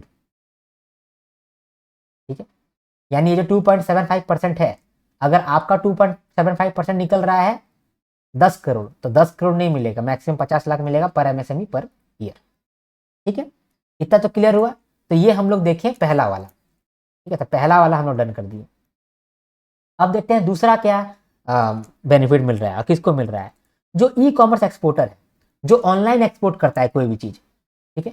अब मान लो कि कोई ऑनलाइन एक्सपोर्ट करता है, तो उसको भी लोन का जरूरत होता होगा, तो सरकार बोल रहा है कि तुम बैंक से लोन ले लेना और तुमको इंटरेस्ट सबवेंशन दे देंगे हम 2.75% पर एनम, यानी कि तुम बैंक से लोन लेना भाई, और मतलब जो भी तुम लोग ऑनलाइन एक्सपोर्ट करते हो, ठीक है, तो ऑनलाइन एक्सपोर्ट करते हो तो एक काम करो, तुम बैंक से लोन ले सकते हो। बैंक से जब लोन लोगे तो फॉर एग्जाम्पल आपको तो 10% इंटरेस्ट रेट तुमको देना पड़ रहा है, 10% नहीं देना पड़ेगा, उसमें से 2.75% सरकार दे देगा तुमको, ठीक है। तो थोड़ा सा आपका जो इंटरेस्ट रेट है वो कम लगा, लेकिन मैक्सिमम कितना लगेगा, कितना दे देगा सरकार, मैक्सिमम आपको देगा 15 लाख पर एप्लीकेंट देगा पर एनम, ठीक है। इसके बाद जो ई कॉमर्स एक्सपोर्टर को बोले कि आप बैंक से लोन ले लेना और आपको जो है 2.75% का इंटरेस्ट सबवेंशन मिल जाएगा, तो उनमें से कुछ ई कॉमर्स एक्सपोर्टर आए और बोले कि सर आप बोल रहे हैं कि बैंक से लोन ले लो, इंटरेस्ट सबवेंशन मिल जाएगा, यहाँ क्या हमको कोई लोन दे ही नहीं रहा है, हमको लोन देता ही नहीं कोई। तो सरकार बोला कि यार बड़ा तकलीफ है, आपको लोन नहीं देता है ना, रुको हम गारंटी देते हैं, अगर गारंटी देंगे तो आपको लोन मिलेगा ही मिलेगा। तो ई कॉमर्स एक्सपोर्टर बोला कि हाँ सर आप गारंटी दे दीजिए। तो गारंटी दे रहा है सरकार कि जिसको अगर नहीं मिल पा रहा है उसको गारंटी देगा। तो दो तरीके से गारंटी मिल जाएगा आपको। अगर आप डायरेक्टली ई कॉमर्स का लोन लेना चाहते हैं और लोन अगर 50 लाख के अंदर है तो आपको 90% का कवरेज मिल जाएगा, यानी 90% गारंटी सरकार दे देगा। अगर आप ओवरसीज इन्वेंट्री क्रेडिट ले रहे हैं तो उस केस में आप 5 करोड़ तक का लोन ले सकते हैं और उसमें 75% की गारंटी मिलेगा। ठीक है, आप डायरेक्ट सिंपल लोन तो हम समझ गए कि सिंपल लोन लिया जा करके उसका गारंटी 90% सरकार दी है। ये ओवरसीज इन्वेंट्री क्रेडिट क्या है? ओवरसीज इन्वेंट्री क्रेडिट का मतलब होता है कि मान लो कि कोई भी एक्सपोर्टर है, वो चाहता है कि हम यूएसए में सामान बेचते हैं, तो हम यूएसए में ही एक इन्वेंट्री का एरिया ले लें जहाँ पर वेयर हाउस रखें या इन्वेंट्री के लिए रखें सामान। ठीक है, तो उसके लिए जो है 75% गारंटी उसको मिलेगा और 5 करोड़ का उसको लोन भी मिलेगा। ठीक है ना, इतना समझ में आया आपको। तीसरा है इमर्जिंग एक्सपोर्ट अपॉर्चुनिटी। अगर किसी मार्केट में रिस्की मार्केट है, लेकिन आप जो चीज़ वहाँ बेच रहे हैं ना उससे इंडिया को बहुत बेनिफिट है, लेकिन रिस्क की वजह से आप नहीं बेच रहे हैं, तो सरकार बोलेगा कि कोई बात नहीं, जो तुमको रिस्क हो रहा है ना वो रिस्क हम संभाल लेते हैं। ठीक है, अगर मान लो तुमको 90% नुकसान झेलना पड़ रहा है तो ठीक है, 45% नुकसान हम झेल लेंगे, तुम ही बाकी का 50% नुकसान झेलो। ठीक है, ऐसे हम लोग कर सकते हैं। ये 3 काम हम लोग देखें, है ना। हम लोग क्या क्या देख लिए, ये देख लिए support for alternative export, alternative यानी कि export factoring, trade assistance for e commerce export और इमर्जिंग एक्सपोर्ट अपॉर्चुनिटी। तो हम लोग पैसा वाला हेल्प देख लिए, सरकार जो पैसा वाला हेल्प कर रहा है एक्सपोर्टर को वो देख लिए। अब देखते हैं कि सरकार कौन सा काम कर रहा है जिसमें पैसा का हेल्प नहीं कर रहा है लेकिन अच्छा हेल्प है ये भी। ये इसको बोल दिया हम लोग निर्यात दिशा। तो एक्सपोर्टर्स को क्वालिटी में हेल्प कर रहे हैं हम लोग कि क्वालिटी मेंटेन कर सके। एक्सपोर्टर को हम लोग हेल्प कर रहे हैं कि वो मार्केट में भी थोड़ा सा हेल्प कर सके। तो 4 प्रॉब्लम होता है, तो 4 प्रॉब्लम का 4 सॉल्यूशन बनाए हैं सरकार, 4 सॉल्यूशन बनाया है। क्या क्या प्रॉब्लम होता है? पहला प्रॉब्लम क्या है? Foreign country ask for certification. जब भी आप कोई सामान फॉरेन कंट्री में बेचने चाहते हैं तो फॉरेन कंट्री सर्टिफिकेशन मांगता है। ठीक है, और वहां सर्टिफिकेशन के लिए कॉस्ट लगता है।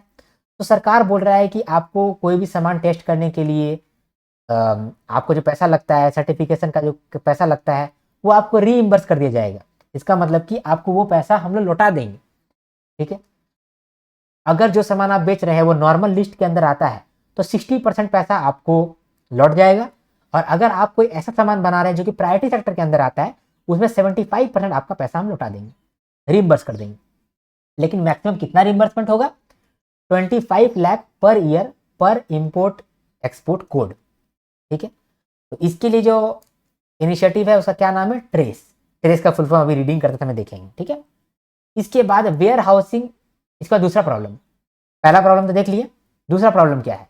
Warehousing in foreign country. कभी कभी क्या होता है कि आप कोई सामान फॉरेन कंट्री में रखना चाहते हैं वेयर हाउस में, और वेयर हाउस मिलता नहीं है, तो आप जहां पर भी वेयर हाउस ढूंढेंगे या ये वेयर हाउस आप बनाएंगे खर्चा लगेगा, तो उस खर्चा में 30% का प्रोजेक्ट कॉस्ट सरकार देगा आपको, मैक्सिमम 3 साल तक देगा, और एमएसएमई फोकस्ड होकर के देगा आपको। ठीक है, यानी कि आपको वेयर हाउसिंग भी चाहिए, आप वेयर हाउस बना रहे हैं बाहर के कंट्री में, या फिर आप कहीं पर सुविधा ले रहे हैं, तो 30% ऑफ द प्रोजेक्ट कॉस्ट आपको मिल जाएगा पहला 3 साल, मैक्सिमम 3 साल, ताकि पहला 3 साल आपका जो ओवरसीज का वेयर हाउसिंग है उसका इंफ्रास्ट्रक्चर आप बना ले, या फिर आप वो तरीका ढूंढ ले कि 3 साल के बाद आप खुद से मैनेज कर पाए। तो इसके लिए जो इनिशिएटिव आया है उसका नाम है फ्लो। अब फ्लो का फुल फॉर्म ही हम लोग देखेंगे थोड़ा देर बाद। इसके बाद तीसरा प्रॉब्लम क्या है? Export from difficult remote area. For example कुछ ऐसा प्रोडक्ट है जो कि झारखंड में बना हुआ है, अब झारखंड से हमको ले जाना है उसको यूएसए, तो पहले झारखंड से यूएसए ले जाने में बहुत प्रॉब्लम आएगा, बहुत खर्चा आएगा। तो सरकार बोल रहा है कि ठीक है, खर्चा भी हम कुछ रिइंबर्समेंट कर देंगे, up to 30% of the freight cost हम रिइंबर्स कर देंगे, maximum 20 lakh per import export code per year.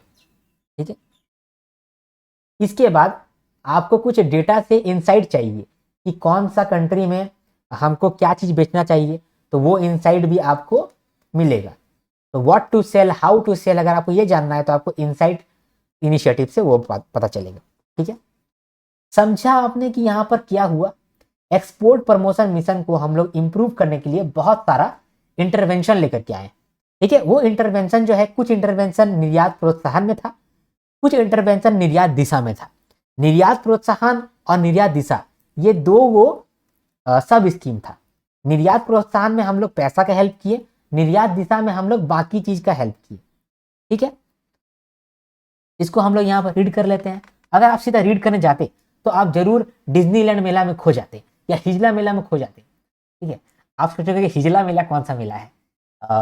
अगर कोई झारखंड में रहता होगा तो वो हिजला मेला जानता होगा। ट्राइबल लोगों का एक मेला होता है जहाँ पर ट्राइबल गुण दिखाया जाता है कि किस तरीके से ट्राइबल लोग अपना काम करते हैं, ट्राइबल का कला क्या है। बहुत सुंदर ये मेला होता है, हिजला मेला। झारखंड का उपराजधानी दुमका, यहाँ पर हिजला मेला होता है। चलो स्टार्ट करते हैं। क्या बात है, वाह। हाँ देखो, ऑब्जेक्टिव क्या है? To enhance India export competition specially MSME, first time exporters and labour intensive sector through a comprehensive flexible digital driven framework. Total outlay रखा गया 25,000 करोड़ रुपया। इसका ड्यूरेशन रखा गया है FY26 से लेकर 31। इंप्लीमेंटिंग एजेंसी है DGFT, directorate general of foreign trade. Joint implementation कौन कर रहा है? Department of commerce, ministry of MSME, ministry of finance and other stakeholders. ठीक है, दो स्कीम है, एक निर्यात प्रोत्साहन, निर्यात दिशा। निर्यात प्रोत्साहन के अंदर क्या क्या इंटरवेंशन है, निर्यात दिशा के अंदर क्या क्या इंटरवेंशन है, हम लोगों ने ऑलरेडी देख रखा है। Support for alternative trade instrument, export factoring. इसमें हम लोग एक्सपोर्ट फैक्टरिंग को as a working capital tool promote कर रहे हैं फॉर एमएसएमई। इंटरेस्ट सबवेंशन मिलेगा 2.75% of factoring cost through RBI IFSCA recognise entities. Cap कितना लगाया गया है? 50 lakh per MSME per year. Credit assistance for e-commerce exporters, यहाँ पर भी इंटरेस्ट सबवेंशन मिलेगा 2.75% का। इसमें गारंटी फैसिलिटी कैसा मिल रहा है? अगर आपका direct e-commerce credit facility है तो आपको गारंटी मिलेगा 50 lakh up to 50 lakh with 90% guarantee coverage. और ओवरसी गारंटी क्रेडिट फैसिलिटी में up to 5 crore with 75% guaranteed coverage. फिर निर्यात दिशा में ट्रेड का फुल फॉर्म आप देख लो, ट्रेस का full form trade regulation accreditation and compliance enablement. ठीक है, इसके अंदर आप देख सकते हो कि पार्शियल रिइंबर्समेंट कितना होता है पॉजिटिव लिस्ट में और प्रायोरिटी पॉजिटिव लिस्ट में for eligible testing inspection and certification expenses. Maximum 25 lakh per import export code लगता है। फिर फ्लो का फुल फॉर्म क्या है? Facilitating logistic overseas warehousing and fulfilment. ठीक है, इसके बाद लिफ्ट का क्या फुल फॉर्म है? Logistic intervention for freight and transport. और इनसाइड का क्या है देख लो आप, integrated support for trade intelligence and facilitation. इसके अंदर जो भी डेटा है वो आपने देख लिया, मैंने आपको समझा दिया। बाकी आप थोड़ा बहुत यहाँ पर रीड कर लेना, याद आपको यही करना है क्योंकि सब कुछ मैंने यहाँ डाल रखा है। ठीक है, लेकिन रीडिंग जरूर करना है इसको। क्लियर? अब है वाइब्रेंट विलेज प्रोग्राम 2.0। ठीक है, अब मिनिस्ट्री ऑफ होम अफेयर्स ने क्या किया है? वाइब्रेंट विलेज प्रोग्राम 2.0 लेकर के आया है। इसमें क्या है, जो कि बॉर्डर विलेज है और उन लोगों को हम लोग डेवलप करना चाहते हैं और इंडिया को सेफ बनाना चाहते हैं। आपने फैमिली मैन अगर वेब सीरीज देखा है तो फैमिली मैन वेब सीरीज में क्या हुआ था कि क्या हुआ था भूल गए। हाँ, उसमें क्या हुआ था कि चाइना क्या कर रहा था कि जो गांव है ना, बॉर्डर एरिया में जो गांव है वहां पर जा करके वो अपना आदमी को लगा दे रहा था। अब बोल रहा था कि तुम लोग यहाँ पर अपना घर बना लो, अब ताकि हम लोग बाद में बोलेंगे कि ये एरिया में तो चाइनीज लोग रहता है इसीलिए चाइना का पार्ट है, इंडिया का पार्ट है ही नहीं। ठीक है, तो ये चीज कर रहा है बॉर्डर विलेज के साथ, हमारा अच्छा नहीं हो रहा है। तो इंडिया वाला जान रहा है कि हम लोग का बॉर्डर विलेज जो है वहां पर जो बॉर्डर कंट्री है वो लोग आकर के बसता है और बोलता है कि वो हम लोग का जगह है। तो इसीलिए हम लोग क्या चाहते हैं कि बॉर्डर विलेज में हम लोग बहुत ज्यादा डेवलपमेंट कर ले कि ताकि बाद में हम लोग क्लेम कर सके कि ये स्टेट हम लोग का है, ये जो विलेज ये हम लोग का है। इसके लिए जो है ड्यूरेशन रखा गया है इस स्कीम का FY29 से लेकर के FY25 से लेकर 29 तक का ड्यूरेशन रखा गया है। इसका आउटले रखा गया है 6839 करोड़। हम लोग बहुत सारा डेवलपमेंट करना चाहते हैं जो बॉर्डर एरिया का विलेज है, ताकि वो बॉर्डर एरिया का विलेज में डेवलपमेंट हो सके, तो बहुत ज़्यादा लोग आ सके, इंडिया के लोग आ सके और वो एरिया सेफ हो सके। मैं सरकार को बोलना चाहता हूँ बिहार के जो हिंदू लोग हैं उनको डाल दो वहां पर, फिर वो लोग वहां पर झगड़ा कर लेंगे और वहां पर भोजपुरी का गाना बना देंगे और वो एरिया अपना हो जाएगा। मजाक कर रहा है, सीरियसली में नहीं लेना। ठीक है, मजाक करता हूँ मैं, मजाक करता हूँ। मजाक करने से क्या होता है ना कि थोड़ा सा इन्वायरमेंट लाइट हो जाता है, आपको चीज़ें समझने में ज़्यादा देर तक आप रिटेन कर पाते हो। ठीक है, तो डेवलपमेंट करने के लिए कौन कौन सा एरिया पे हम लोग फोकस कर रहे हैं? इंफ्रास्ट्रक्चर, इंफ्रास्ट्रक्चर बनाओ, रोड बनाओ, अच्छे से रोड बनाओ, रेलवे लेकर के जाओ। ठीक है, लाइवलीहुड का वहाँ पर बनाओ, जैसे मान लो कि सेल्फ हेल्प ग्रुप बनाओ, जो आपस में लोग मिलते हैं और लोन लेकर के आगे का काम करते हैं। कोऑपरेटिव सेक्टर बनाओ, लोकल बिजनेस सेटअप करवाओ। ठीक है, और क्या बोलते हैं, टूरिज्म सर्किट बनाओ, घूमने का एरिया बनाओ। अगर घूमने का एरिया बनाओगे तो लोग वहाँ जाएंगे, लोग वहाँ जाएंगे तो वहाँ का जो लाइवलीहुड है वो बनेगा, जैसे कश्मीर में हुआ है ना। फिर एजुकेशन इंफ्रास्ट्रक्चर बनाओ कि वहाँ के लोग को एकदम मस्त स्मार्ट क्लास मिले, तो स्मार्ट क्लास मिलेगा ना तो वही लालच से लोग जाएंगे, स्मार्ट क्लास में नया नया चीज़ सीखेंगे, नया नया ज्ञान को लेंगे, तो उससे सीखेंगे वो लोग। इसके बाद 4 एरिया ऑफ सेचुरेशन, 4 एरिया जहाँ पर हम लोग 100% सेचुरेट करना चाहते हैं, वहाँ पर 100% वो चीज़ को लाना चाहते हैं। जैसे कि all weather road connectivity, all weather मतलब कि कैसा भी सिचुएशन आ जाए, ऑल वेदर रोड कनेक्टिविटी वहाँ पर रहना चाहिए। ऐसा ना हो कि बॉर्डर एरिया में टेररिस्ट घुस गया है और वहां तक हम लोग जा ही नहीं पा रहे हैं क्योंकि बीच में कीचड़ आ गया, या फिर बीच में ऐसे करके पानी आ गया और रोड टूट गया और वहां टूरिस्ट में पहलगाम जैसा अटैक हो गया, तुम जा ही नहीं पाओगे। तो वो सब सिस्टम नहीं होना चाहिए, इसीलिए बोल रहा है कि ऑल वेदर रोड कनेक्टिविटी रहना चाहिए, टेलीकॉम कनेक्टिविटी रहना चाहिए कि कॉल पे बात किया जा सके, है ना, इंटरनेट का सुविधा हो सके कि वहां का इन्फॉर्मेशन यहाँ आ सके, यहाँ का इन्फॉर्मेशन वहां जा सके, वहां कुछ गलत हो रहा है तो वो मेन स्ट्रीम मीडिया तक भी पहुंच सके, टीवी कनेक्टिविटी हो। ठीक है, लास्ट में इलेक्ट्रिफिकेशन हो, बिजली हो। ठीक, रीड करते हैं। तो ministry of home affairs has launch vibrant village programme 2.0। ठीक है, to create better living condition and adequate livelihood opportunities to ensure prosperous and safe borders. इसका आउटले रखा गया है कुछ, इसका FY25 से लेकर के FY29 तक ये रहेगा। ये 17 स्टेट्स एंड यूनियन टेरिटरीज में अभी इंप्लीमेंट हो गया है। फोकस एरिया ऑफ डेवलपमेंट 5 है, infrastructure development within village, value chain development, border specific outreach activity, education infrastructure, development of tourism circuit. 4 thematic area में हम लोग 100% सेचुरेशन चाहते हैं। All weather road connectivity, telecom connectivity, television connectivity और electrification. ठीक है, आगे बढ़ते हैं ना, आगे बढ़ते हैं। अब देखते हैं हम लोग ये नेशनल मोनेटाइजेशन पाइपलाइन 2.2। ठीक है, अब ये देखो नेशनल मोनेटाइजेशन पाइपलाइन क्या होता है पहले ये समझो। गवर्नमेंट जो है ना अपना एसेट का इस्तेमाल करता है टू अर्न मनी। मान लो कि गवर्नमेंट के पास बहुत सारा एसेट है, रोड बना हुआ बढ़िया से, तो उस रोड बना हुआ है उससे बेनिफिट सरकार को नहीं हो रहा है, तो सरकार क्या करेगा, एक टोल कंपनी को पकड़ेगा और टोल कंपनी को बोलेगा कि देखो ये मेरा रोड है, इस रोड में तुम्हारा टोल बना लो और टोल कलेक्ट करना। ठीक है, उसके बदले में शुरुआत में तुमको पैसा दे दो। तो सरकार जो उसका एसेट पड़ा हुआ था उसको मोनेटाइज करके पैसा कमा लिया। सरकार के पास बहुत सारा बड़ा बड़ा कोयला का खदान था, रखा हुआ था, सरकार उसको इस्तेमाल नहीं कर पा रहा था। सरकार क्या बोला कि 4 कॉन्ट्रैक्ट एजेंसी है, कॉन्ट्रैक्टर तुम लोग आओ, 10 साल तक जितना कोयला निकलता है निकालो, प्रॉफिट कमाओ, लेकिन उसके बदले में शुरुआत में तुमको पैसा दे दो कि तुम 10 साल तक यूज करेगा, उसका पैसा तुमको शुरुआत में दे दो। तो गवर्नमेंट शुरुआत में पैसा ले लिया और बोला कि तुम लोग यूज करो। तो जब सरकार अपना पड़ा हुआ एसेट को इस्तेमाल करता है और उसको लीज में डाल देता है और उससे अर्न करता है पैसा, उसको हम लोग बोलते हैं कि सरकार ने अपना एसेट को मोनेटाइज कर लिया। तो ये जो स्कीम है, इस स्कीम का नाम है नेशनल मोनेटाइजेशन पाइपलाइन। ये जो पहली बार आया था, ये आया था, कभी आया था, ये आया था 2000 FY25 से FY22 से लेके FY25 तक नेशनल मोनेटाइजेशन पाइपलाइन 1.0 आया था, जिसमें टारगेट था कि सरकार 6 लाख करोड़ रुपया बना लेगा। कितना बना पाया? 5.3 लाख करोड़ रुपया बना पाया। इसमें 17 सेक्टर इन्वॉल्व था। अभी जो है FY26 से लेकर के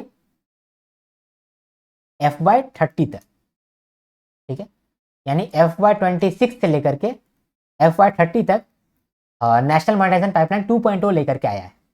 इसमें टारगेट है कि 16 लाख करोड़ रुपया हम लोग उठा लेंगे। अभी इसमें कुछ अचीवमेंट नहीं हुआ है क्योंकि अभी तो स्टार्ट ही हुआ है।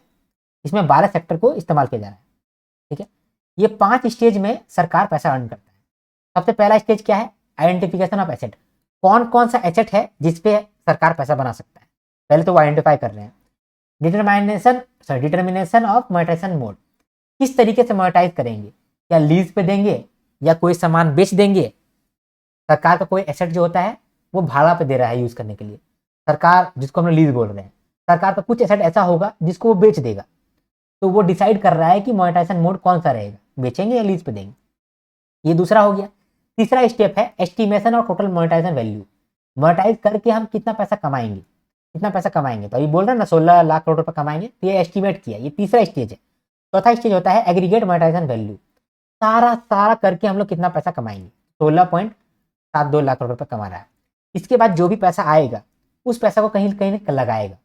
मान लो कि कोई पीएसयू है, उसने अपना कोई एसेट दिया है, तो उससे जो पैसा कमाएगा सरकार वो पीएसयू को ही चला जाएगा। स्टेट का कोई सामान कोई इस्तेमाल किया गया है तो उसको स्टेट अपने पास पैसा रख लेगा, सेंट्रल गवर्नमेंट अपने पास पैसा रख लेगा, तो कंसोलिडेटेड फंड ऑफ इंडिया में रख लेगा, और कुछ डायरेक्ट प्राइवेट इन्वेस्टर के पास चला जाएगा।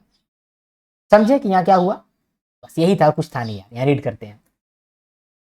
मिनिस्ट्री ऑफ फाइनेंस ने लॉन्च किया है national monetisation pipeline 2.2, second phase of asset monetisation pipeline of central ministry and public sector entities. ठीक है, नेशनल मोनेटाइजेशन पाइपलाइन 1.0 के बारे में बात किया गया कि 6 लाख करोड़ रुपये हम लोग टारगेट किए थे FY22 से लेकर 25 तक, और 13 सेक्टर का इस्तेमाल करके हम लोगों ने 89% टारगेट अचीव किया।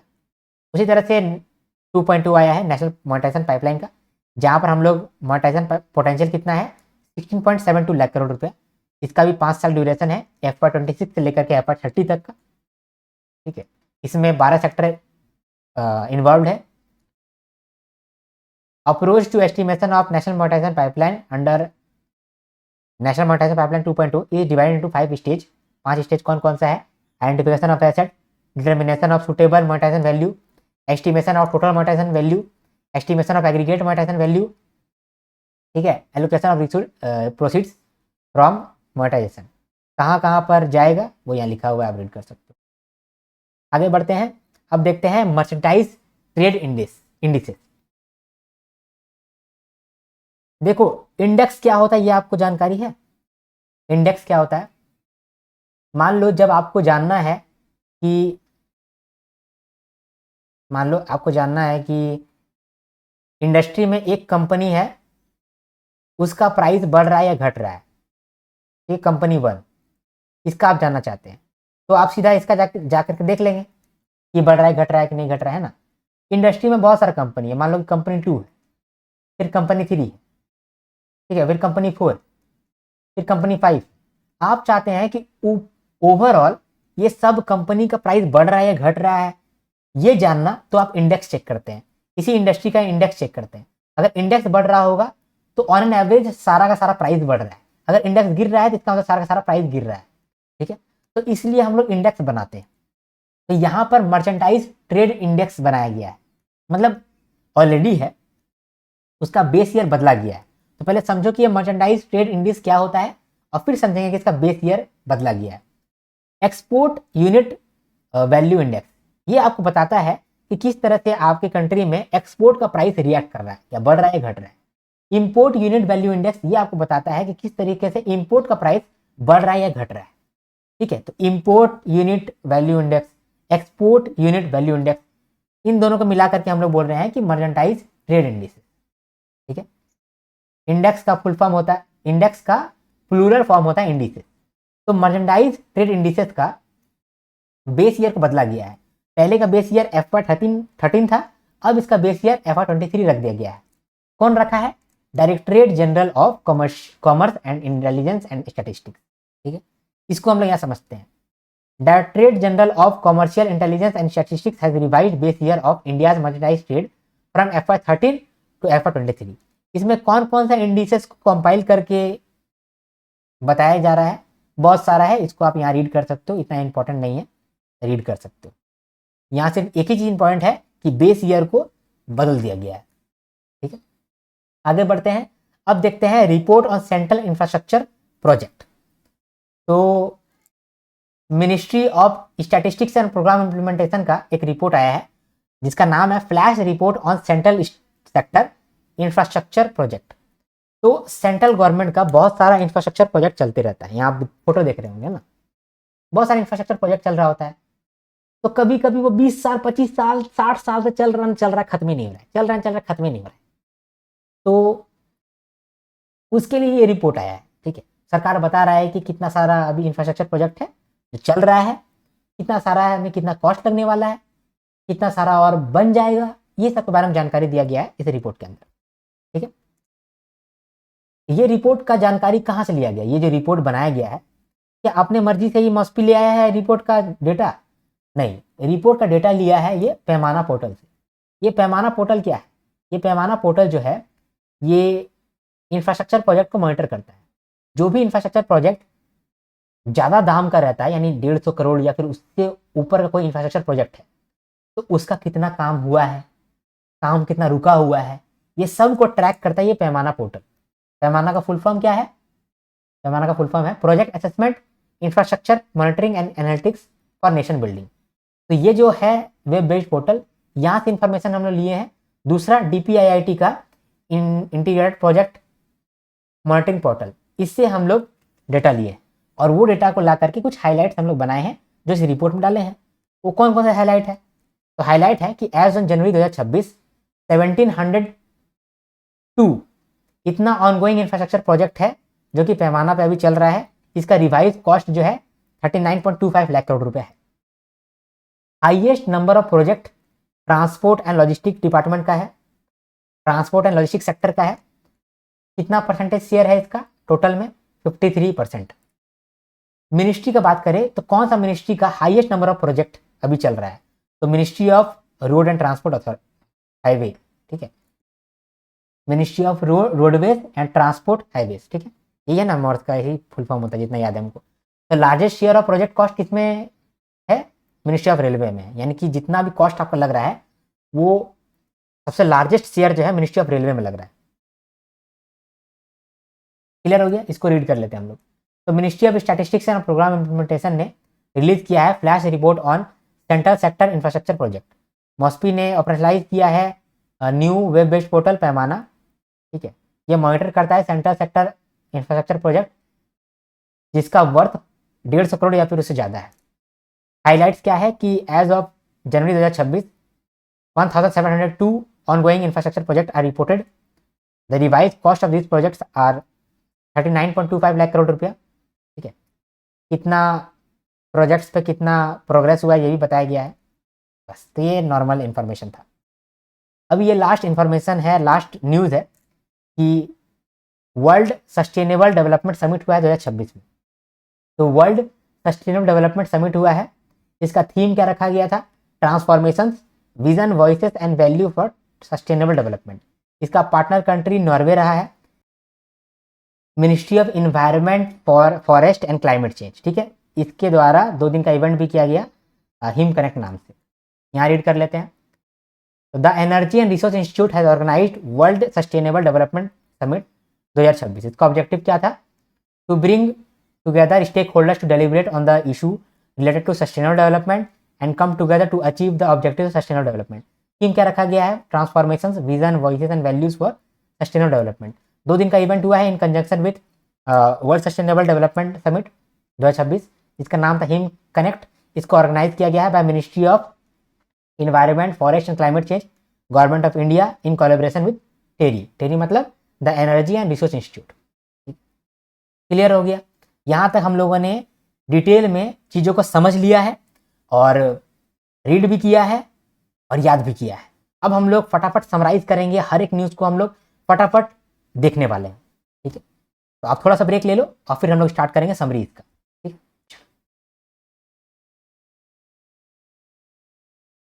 समराइज करते हैं आज जो भी हम लोगों ने देखा। सबसे पहले इंडिया AI इम्पैक्ट समिट 2026 ये हुआ है। कहाँ? न्यू दिल्ली में हुआ। ये एक तरह का इवेंट था जहाँ पर बहुत सारे लोग आए थे अराउंड द ग्लोब जो कि AI का यूज़ को समझ रहे थे, AI का यूज़ को एक्सपीरियंस कर रहे थे। इसी समिट में बहुत सारा AI सॉल्यूशन को लेकर कंपटीशन हो रहा था कि कौन आदमी अच्छा AI सॉल्यूशन निकाल सकता है। यहाँ पर AI को लेकर के बहुत सारा एक्सपो हुआ था जहाँ पर गलगोटिया यूनिवर्सिटी जा करके मतलब कंट्रोवर्सी क्रिएट कर दिया। बहुत सारा रिसर्च डेवलपमेंट के बारे में भी बात हुआ था। तो ये वो AI इम्पैक्ट समिट का बात हो रहा है। यहाँ पर बहुत सारे लोग आए थे अराउंड द ग्लोब जिन्होंने AI का यूज़ को समझा, AI का न्यूज़ को बताया, AI के कंपटीशन को देखा। ये समिट क्यों हुआ था? क्योंकि एआई हमारे कंट्री में ग्रो कर रहा है और बहुत लोगों को एआई के बारे में ज़्यादा नॉलेज नहीं है, तो ज़्यादा लोगों को नॉलेज हो इसलिए हम लोगों ने ये वाला समिट किया था। ये समिट का 3 पिलर है, पीपल, प्लैनेट, प्रोग्रेस। पीपल का मतलब कि एआई सब लोगों के काम आए, हर लोगों के काम आए। प्लैनेट का मतलब कि नेचर को डैमेज ना हो, हम लोग का ग्रोथ होता चले। तीसरा प्रोग्रेस, हर लोगों के लिए प्रोग्रेस हो, काला गोरा, अलग कास्ट है, छोटा कास्ट है, मतलब वो लड़की है या लड़का है, कुछ भी ना फर्क पड़े, सब कोई एआई को लेकर के आगे बढ़ सके। 7 चक्रा के अराउंड ये समिट को रखा गया। पहला ह्यूमन कैपिटल, ह्यूमन को हम लोग इतना एजुकेट कर देंगे कि वो कैपिटल बन जाएगा और अपना लाइफ को इंप्रूव कर पाएगा। Inclusion for social empowerment, society में जो भी तबका लेफ्ट आउट फील करता है तो उसको भी हम लोग लेकर के आना है, उनको एम्पावर करना है, जैसे वुमेन, जैसे SC ST। ठीक है। तीसरा क्या है चक्रा, सेफ एंड ट्रस्टेड एआई। ऐसा एआई का सिस्टम बनाना है जो कि मिसयूज में ना आए। ठीक है, सबके लिए वो सेफ रहे और सबके लिए ट्रस्टेड रहे। फिर हम लोग एआई को इस्तेमाल कर रहे हैं for economic growth and social good. एक तो हम लोग मान लो कि पैसा भी कमा सके, पैसा ही सिर्फ ना कमा सके, सबका भी मदद कर सके, ये भी हम लोग चाहते हैं। 1 मिनट दो हमको, ये क्या हो गई, सब ठीक बा, आगे बढ़ते हैं। ठीक है, तो कौन कौन सा देख लिए, ह्यूमन कैपिटल देख लिए, इंक्लूजन फॉर सोशल एम्पावरमेंट देख लिए, ठीक है, सेफ एंड ट्रस्टेड एआई देख लिए। इसके बाद क्या है, AI for economic growth and social good देख लिए। इसके बाद 5वां है रेजिलियंस, इनोवेशन एंड एफिशिएंसी। छठा है साइंस, किस तरीके से हम लोग एआई का साइंस को इस्तेमाल कर सकते हैं। डेमोक्रेटाइजिंग एआई रिसोर्सेज, एआई रिसोर्स हर लोगों को अवेलेबल हो, कोई छूट ना जाए। तो इसके 7 चक्रा में ही हम लोग एआई इम्पैक्ट समिट को लेकर के आए थे। ठीक है, इस समिट का 7 चक्र है, 3 पिलर है, वो याद हो जाना चाहिए आपको। अब इसी इवेंट में बहुत सारा कुछ हुआ है, जैसे क्या क्या हुआ है समझते हैं। बहुत सारा कंपटीशन हुआ, रिसर्च के लिए भी बहुत सारा चीजें हुआ, बिजनेस एक्सपो हुआ, ट्रेनिंग के लिए भी बहुत सारा इनिशिएटिव लेकर के आया गया। पहली बात कि 3 हम लोग कंपटीशन लाए। एआई सॉल्यूशन, जो अच्छा एआई सॉल्यूशन दिखाएगा उसको हम लोग रिवॉर्ड देंगे और उसको शोकेस करेंगे, ये एक कंपटीशन हुआ। तो सबसे पहला कंपटीशन था एआई फॉर ऑल, जहां पर स्टूडेंट्स, स्टार्टअप्स, प्रोफेशनल्स सब कोई पार्टिसिपेट कर सकते थे।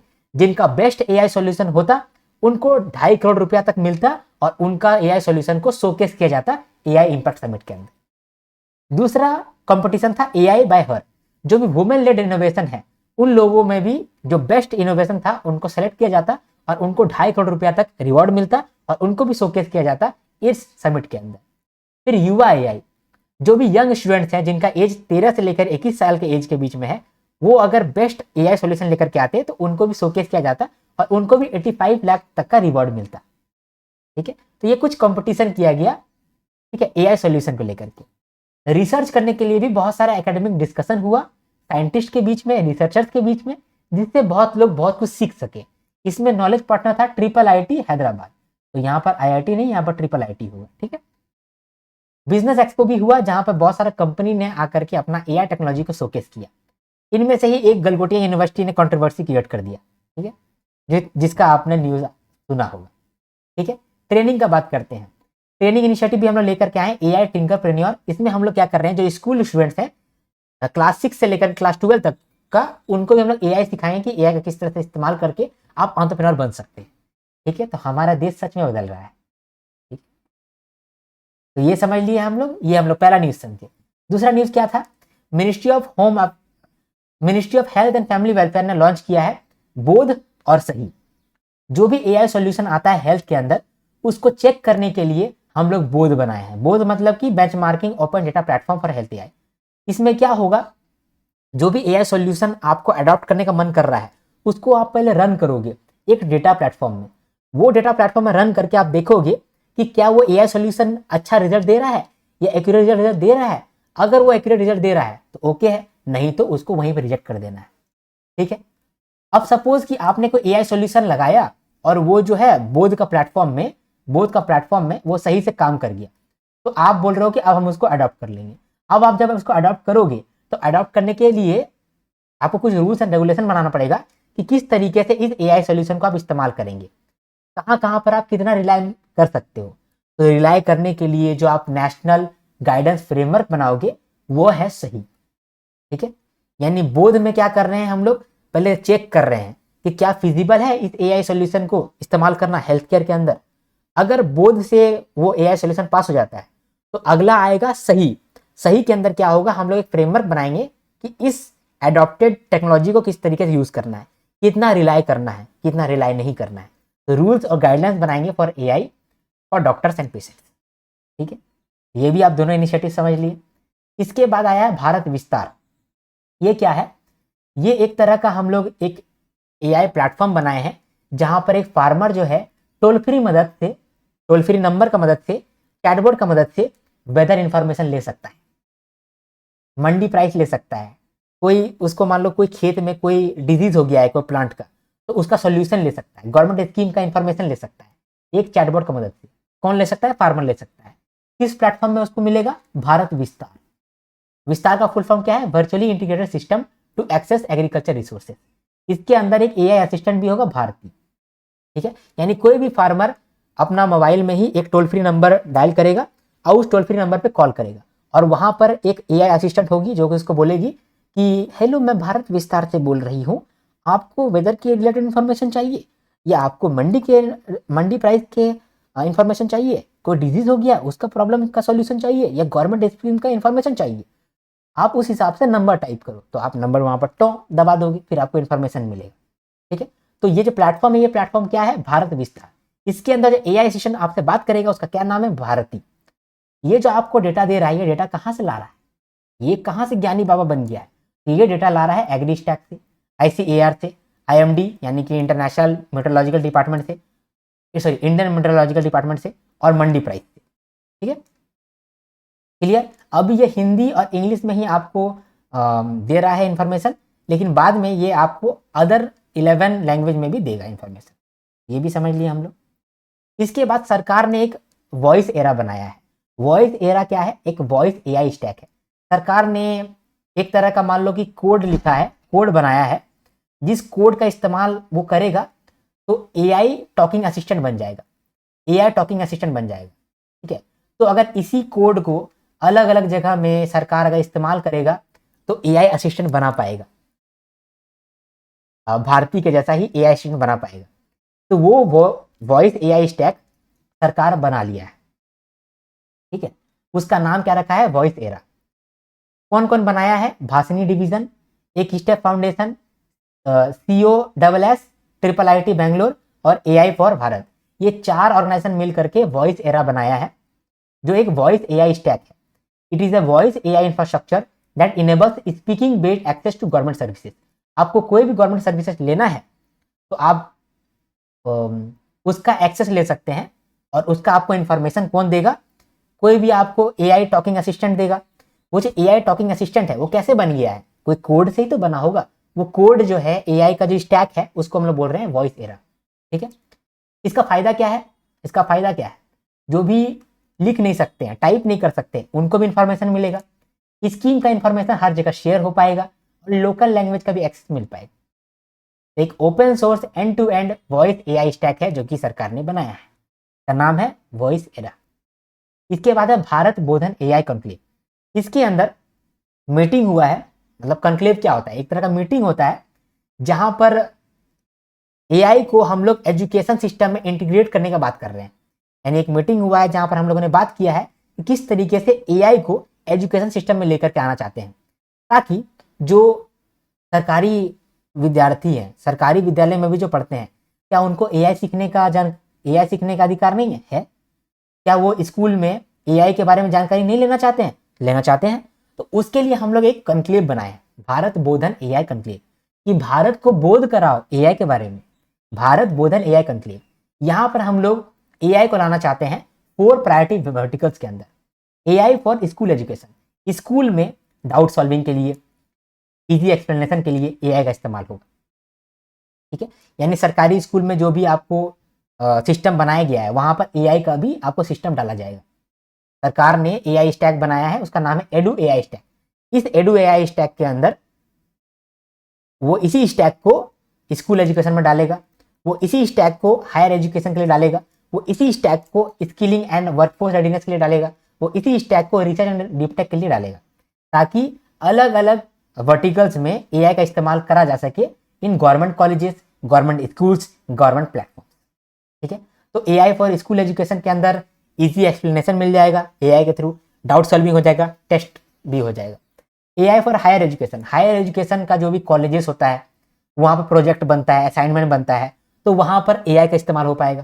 ठीक है, वहाँ का जो भी सिस्टम है, फॉर एग्जाम्पल स्मार्ट क्लास हो रहा है किसी गवर्नमेंट कॉलेज में, तो वहाँ पर AI को इनकॉर्पोरेट किया जाएगा। ठीक है, AI for skilling and workforce, जब भी आप सरकारी कोई ट्रेनिंग ले रहे हैं तो वहाँ पर आपको AI सिखाया जाएगा, AI को लेकर के सिखाया जाएगा, जॉब स्किल्स कैसे आपको एक्वायर करना है, इंटरव्यू की प्रिपरेशन कैसे करना है AI का हेल्प से वो सिखाया जाएगा। फिर क्या है कि डीप टेक रिसर्च के लिए आपको AI सिखाया जाएगा। ठीक है, तो जिस तरह से एक स्टैक बनाया गया था ताकि वॉइस वाला असिस्टेंट बना सके, जिसको हम लोग वॉइस एरा बोल रहे थे, उसी तरीके से एजुकेशन का सारा सर्विसेज देने के लिए एक एजुकेशन AI स्टैक बनाया है सरकार। अगला न्यूज देखते हैं, एक्सपोर्ट प्रमोशन मिशन। ये मिशन इसीलिए आया है, ये स्कीम इसीलिए आया है कि जो भी न्यू एक्सपोर्टर है या MSME यानी कि छोटे एक्सपोर्टर है, उनको प्रोत्साहन मिले और वो ज्यादा एक्सपोर्ट कर सके ताकि इंडिया आगे बढ़ सके।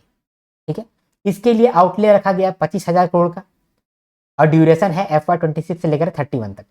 ठीक है, एक्सपोर्ट प्रमोशन मिशन का 2 सब स्कीम है, एक है निर्यात प्रोत्साहन, दूसरा है निर्यात दिशा।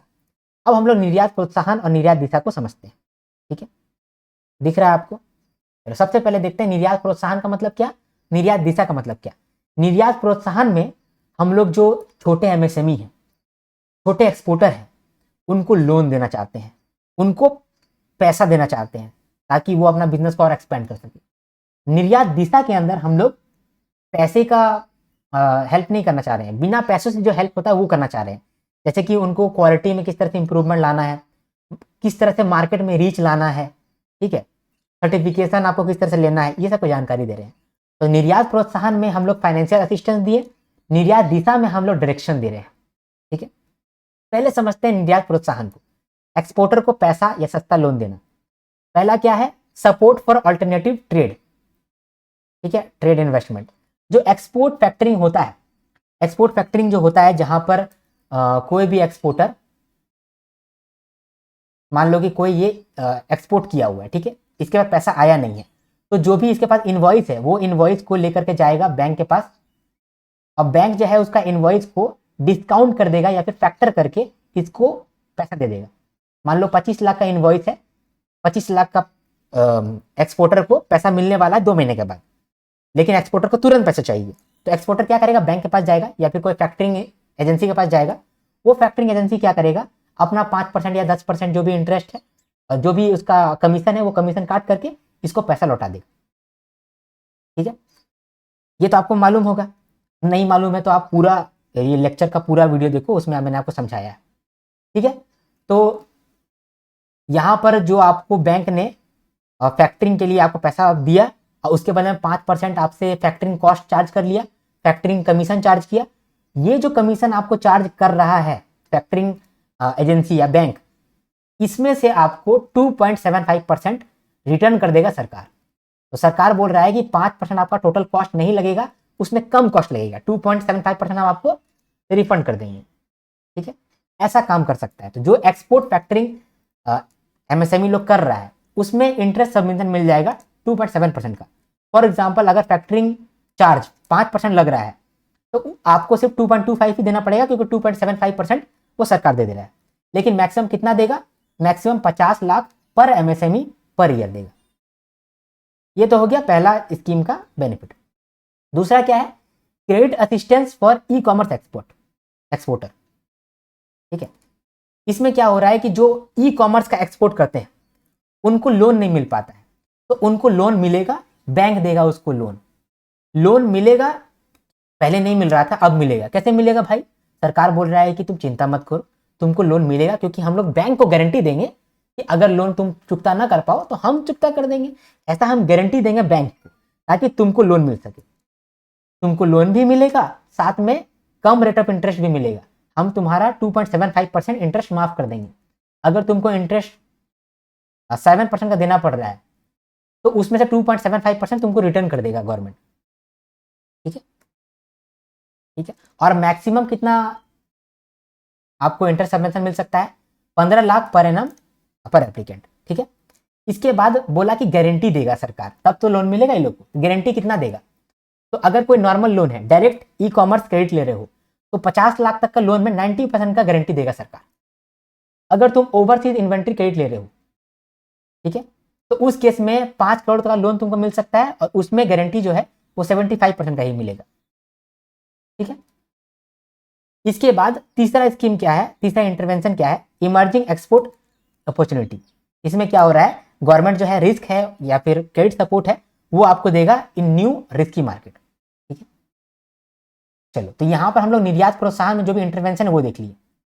फिर से समझ लेते हैं यहां पर क्या चीज का बात हो रहा है, एक्सपोर्ट प्रमोशन मिशन।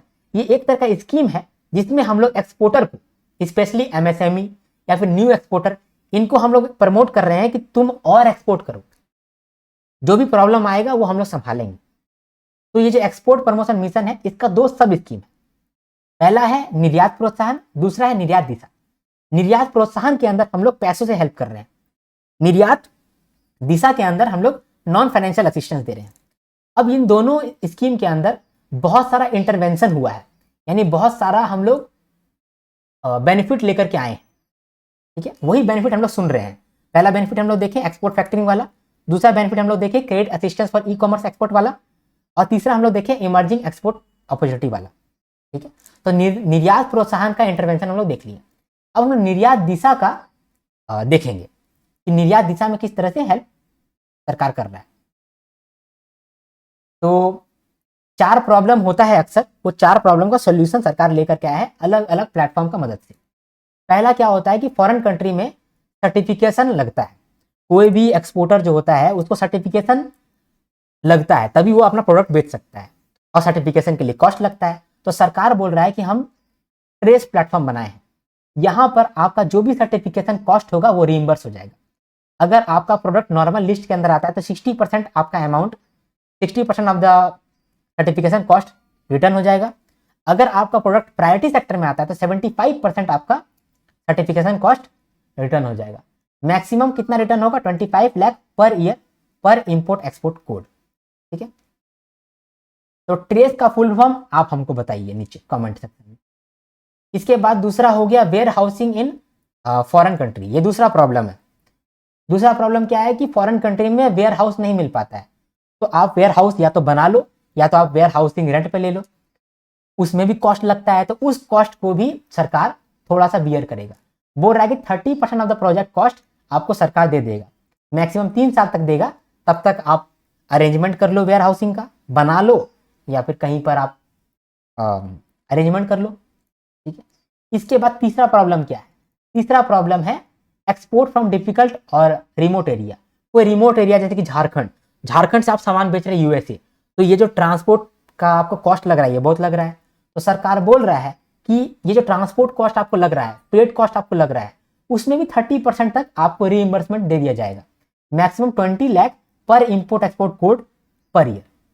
इसके बाद क्या आपको बेचना है नहीं बेचना है ये भी आपका चिंता होता है ना, मतलब आखिरी क्या आपका प्रॉब्लम है, how to sell, when to sell, what to sell. तो क्या बेचना है, कहाँ बेचना है, ये जानकारी आपको इनसाइट के अंदर मिल जाएगी। अब इनसाइट का भी कुछ एक फुल फॉर्म है, लिफ्ट का एक फुल फॉर्म है, फ्लो का एक फुल फॉर्म है, ट्रेस का एक फुल फॉर्म है। कोई भी फुल फॉर्म आपसे एग्जामिनेशन में पूछ सकता है, तो ये जो फुल फॉर्म है आप यहाँ पर लिख लेंगे, ठीक है, पीडीएफ से देख करके, और अगर आपने याद किया है तो आप हमको बताएंगे कमेंट सेक्शन के। ठीक है। इसके बाद क्या है, वाइब्रेंट विलेज प्रोग्राम। ये वाइब्रेंट विलेज प्रोग्राम 2.0 क्या है, हम लोग चाहते हैं कि जो बॉर्डर विलेज है उसको हम लोग और डेवलप करें ताकि इंडिया सेफ हो सके। जो भी इंडिया का बॉर्डर साइड में जो भी विलेज है ना, उसमें क्या होता है, चाइना क्या करता है, वहां कुछ डेवलपमेंट कर देता है और बोलता है देखो हम डेवलपमेंट किए हैं, ये बॉर्डर मेरा है। ठीक है, जैसे अरुणाचल प्रदेश में क्या है, कुछ कुछ छोटा छोटा विलेज में चाइना डेवलपमेंट कर दे रहा है और बोल रहा है देखो हम डेवलपमेंट किए हैं तो ये एरिया तो मेरा ना है, ऐसा कर दे रहा है।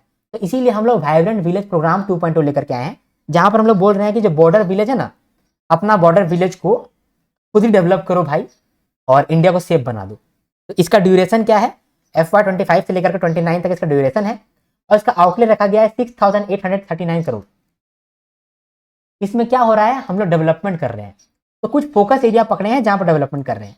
इंफ्रास्ट्रक्चर हम लोग बना रहे हैं, रोड, रेलवे ये सब पहुंचा रहे हैं। लाइवलीहुड का हम लोग कर रहे हैं। लाइवलीहुड मतलब कि वहाँ का जो लोग है उनको कोऑपरेटिव्स में डाल रहे हैं, लोकल बिजनेस सेटअप करा रहे हैं, टूरिज्म सर्किट बना रहे हैं ताकि वहाँ पर लोग घूमने के लिए जाएं और वहाँ का भी जो लोकल बिजनेस है वो ग्रो हो। अगर वो लोग भी ग्रो होंगे तो वो अचानक से या सडनली किसी के बातों में नहीं आएंगे और वो इंडिया ग्रो करेगा। बॉर्डर एक्टिविटीज़ कराना है, मतलब कि बॉर्डर में क्या क्या प्रॉब्लम होता है उसके बारे में अवेयरनेस फैलाना है। एजुकेशन इंफ्रास्ट्रक्चर, वहाँ पर अच्छा स्कूल्स बनाना है, स्मार्ट कॉलेजेस बनाना है। उससे मालूम चलेगा, मान लो कि एक स्मार्ट कॉलेज बना है, उसका नाम है रक्षा मंत्रालय कॉलेज फॉर एग्जाम्पल। तो अब अरुणाचल प्रदेश में ये नहीं बोल सकता है कि चाइना वाला कि देखो ये रक्षा मंत्रालय है ना मेरा है, नहीं बोल सकता है, क्योंकि वो तो भारत सरकार का बना हुआ है। तो इस तरह से वो एरिया जो है वो डेवलप भी करता है, प्लस हम लोग का इंडिया भी सेफ रहता है। 4 एरियाज हम लोग को सेचुरेशन मेंटेन करना है कि कुछ भी हो जाए वो 4 एरियाज में हम लोग वाइब्रेंट विलेज को स्ट्रांग बना दें। कौन कौन सा area? All weather road connectivity, हर वेदर में कनेक्टिविटी रहना चाहिए ताकि कभी भी कोई भी सिचुएशन आ जाए इमरजेंसी में भी तो वहाँ पर हमारा मिलिट्री जा सके या हम लोग का मिलिट्री वहाँ से आ सके, वहाँ का लोग जो है वहाँ यहाँ आ सके। ठीक है। टेलीकॉम कनेक्टिविटी, इंटरनेट का सुविधा रहना चाहिए, मोबाइल फ़ोन का सुविधा रहना चाहिए। टीवी कनेक्टिविटी, जो इन्फॉर्मेशन है, ज्ञान है, वो वहाँ तक भी पहुँच सके, वहाँ का ज्ञान यहाँ तक भी आ सके। जो मेन स्ट्रीम मीडिया है वो वहाँ तक भी पहुँच सके, इलेक्ट्रिफिकेशन भी वहाँ तक पहुँच सके। इसके बाद है नेशनल मॉनिटाइजेशन पाइपलाइन 2.0, ये सरकार लेकर के आया है। नेशनल मॉनिटाइजेशन पाइपलाइन क्या होता है? सरकार जो है अपना पड़ा हुआ जो भी एसेट होता है ना उसको यूज करता है ताकि उससे कुछ पैसा अर्न हो जाए सरकार का। तो सरकार क्या करता है, कभी कभी अपना पड़ा हुआ एसेट को बेच देता है तो वहां से पैसा आता है। कोई कोई एसेट को वो लीज पे डाल देता है और बोलता है कि प्राइवेट इंस्टीट्यूशन को कि तुम लोग इससे पैसा कमाओ और उसका कुछ कमीशन हमको दे दो, या फिर तुम लोग इससे पैसा कमाओ पहले हमको कुछ पैसा दे दो और लीज पे ले लो। तो सरकार ये करता है। इस प्रोग्राम को हम लोग बोलते हैं नेशनल मॉनिटाइजेशन पाइपलाइन। तो ये चीज FY22 से लेकर के FY25 तक चालू करा गया था, नेशनल मॉनिटाइजेशन पाइपलाइन 1.0 के नाम से। इसमें टारगेट था 6 लाख करोड़ रुपया रेज किया जाएगा, लेकिन हम लोगों ने कितना रेज कर लिया? 5.3 लाख करोड़ रुपया रेज कर लिया। 13 सेक्टर यहाँ पर इन्वॉल्व था। उसी आधार पर हम लोग नेशनल मॉनिटाइजेशन पाइपलाइन 2.0 लेकर के आए हैं। ठीक है। ये FY25 से चालू हो रहा है, FY29 तक ये रहेगा। इसमें टारगेट कितना रखा गया है? 16.72 लाख करोड़, ये इतना हम लोग अचीव कर लेंगे। और यहाँ पर 12 सेक्टर यहाँ पर इंगेज है। ठीक है। ये जो नेशनल मॉनिटाइजेशन पाइपलाइन 2.0 है ये 5 स्टेज में जाएगा। पहले सरकार चेक करेगा, आइडेंटिफाई करेगा एसेट, कौन कौन सा एसेट है जिसको हम लोग यूज कर सकते हैं प्रॉफिट अर्न करने के लिए। फिर मोनेटाइजेशन मोड चेक करेंगे कि लीज पे देना है इस एसेट को या इस एसेट को बेचना है, वो चेक करेंगे। Estimation of total monetization value, ठीक है, मतलब कि हम लोग कोई भी सामान को, कोई भी एसेट को जब मोनेटाइज कर रहे हैं तो कितना बेनिफिट मिल सकता है। Estimation of aggregate monetization value and total कितना हम लोग को बेनिफिट मिलेगा, 16.72 लाख करोड़ रुपया मिलेगा। फिर जो पैसा हम लोग को मिल जाएगा उस प्रोसीड्स को हम लोग एलोकेट करेंगे। तो जो सेंट्रल गवर्नमेंट का पैसा जाता है उसको बोलते हैं consolidated fund of India. State government के पास जो पैसा जाता है उसको बोलते हैं हम लोग स्टेट कंसोलिडेटेड फंड। PSU या पोर्ट अथॉरिटीज के पास जो पैसा जाता है उसको बोलते हैं हम लोग PSU पोर्ट अथॉरिटीज। और चौथा जिसके पास पैसा जाता है वो है डायरेक्ट प्राइवेट इन्वेस्टर। ठीक है। इसके बाद मर्चेंटाइज ट्रेड इंडिसेस, इसका बेस ईयर जो है FY13 से बदल करके FY23 हो गया है। ये इंपॉर्टेंट न्यूज है। मर्चेंटाइज ट्रेड इंडिसेस क्या होता है? इसके अंदर ही एक्सपोर्ट यूनिट वैल्यू इंडेक्स होता है और इंपोर्ट यूनिट वैल्यू इंडेक्स होता है, जो कि बताता है कि एक्सपोर्ट प्राइस और इंपोर्ट प्राइस कितना बढ़ रहा है कितना घट रहा है। तो ये जो मर्चेंटाइज ट्रेड इंडिसेस है by directorate general of commercial intelligence and statistics, इसका बेस ईयर बदल गया है, इसको आप याद रखिएगा। आगे बढ़ते हैं। अब मॉस्पी के द्वारा एक रिपोर्ट आया है, flash report on central sector infrastructure project. ठीक है। ये रिपोर्ट बेस्ड है पैमाना पोर्टल का डेटा पे। ये पैमाना पोर्टल क्या होता है? जो भी आप इंफ्रास्ट्रक्चर का प्रोजेक्ट देखते हैं, ये सब प्रोजेक्ट देखते हैं, आप देखे होंगे कि एक रोड बन रहा है, 20 साल से रोड ही बन रहा है। एक मान लो कि एक रोड बन रहा है, उसमें मान लो कि 200 करोड़ रुपया खर्चा होने वाला है, 4 साल से बन रहा है ना बन रहा है, तो इतना लेट ना लगे, इसके लिए एक पैमाना पोर्टल बनाया गया है। पैमाना का फुल फॉर्म आप कमेंट करेंगे, आपको पैमाना का फुल फॉर्म दिया गया है पीडीएफ के अंदर, वो आप कमेंट करेंगे, पूछ सकता है आपसे एग्जामिनेशन में।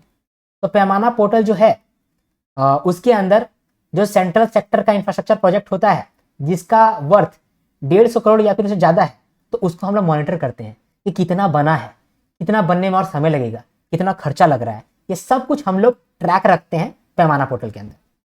तो पैमाना पोर्टल का डेटा लिए हैं और डीपीआईआईटी का इंटीग्रेटेड प्रोजेक्ट मॉनिटरिंग पोर्टल, इन दोनों से डेटा लेकर के हम लोग एक रिपोर्ट बनाए हैं, flash report on central sector infrastructure project, MoSPI के द्वारा ये रिपोर्ट आया है। इसके अंदर हाईलाइट क्या है कि as on January 2026 1702 ongoing infrastructure project चल रहा है अभी, जो कि पैमाना के अंदर अभी ऑनगोइंग है, जिसका रिवाइज्ड कॉस्ट 39.25 लाख करोड़ रुपए लगने वाला है। जितना भी प्रोजेक्ट है, कौन सा सेक्टर में हाईएस्ट नंबर ऑफ प्रोजेक्ट है, तो ट्रांसपोर्ट एंड लॉजिस्टिक्स सेक्टर में हाईएस्ट नंबर ऑफ प्रोजेक्ट है। ठीक है, टोटल प्रोजेक्ट कॉस्ट का कितना शेयर है इस सेक्टर के अंदर, तो 53% शेयर है। कौन सा मिनिस्ट्री में हाईएस्ट नंबर ऑफ प्रोजेक्ट है, तो ministry of roadways and transport authority. ठीक है, इससे पहले वाले न्यूज में नहीं, ये वाले न्यूज में जो नेशनल मोनेटाइजेशन पाइपलाइन 2.0 है, ये FY26 से लेकर के 30 तक का ड्यूरेशन है इसका, इसको भी आप लिख कर रख लेना। ठीक है, अब हम लोग का लास्ट न्यूज बचा है शायद, हाँ ये लास्ट न्यूज है। तो वर्ल्ड सस्टेनेबल डेवलपमेंट समिट हुआ है 2026 में न्यू दिल्ली में। इसका थीम क्या रखा गया है, transformations, vision, voices and value for sustainable development. Partner country Norway है। एक हिम कनेक्ट नाम का 2 डे का इवेंट हुआ है ministry of energy, forest and climate change के द्वारा, उसको भी आप ध्यान में रखना। ठीक है, तो यहाँ पर हम लोगों ने हर एक न्यूज़ को समराइज कर दिया है, हर एक न्यूज़ को समझा है, हर एक न्यूज़ को याद कर लिया है। आपको ये मेरा मेहनत अच्छा लगता है तो आप लाइक करो, लाइक नहीं करोगे तो पाप लग जाएगा, लाइक कर दो। ठीक है, आपका एक पॉजिटिव कमेंट मेरा दिन बना देता है और आपका एक नेगेटिव कमेंट मेरा दिन खराब भी कर देता है। तो आप एक पॉजिटिव कमेंट अगर मेरे लिए कर सकते हो थोड़ा सा टाइम निकाल करके, तो मुझे बहुत अच्छा लगेगा।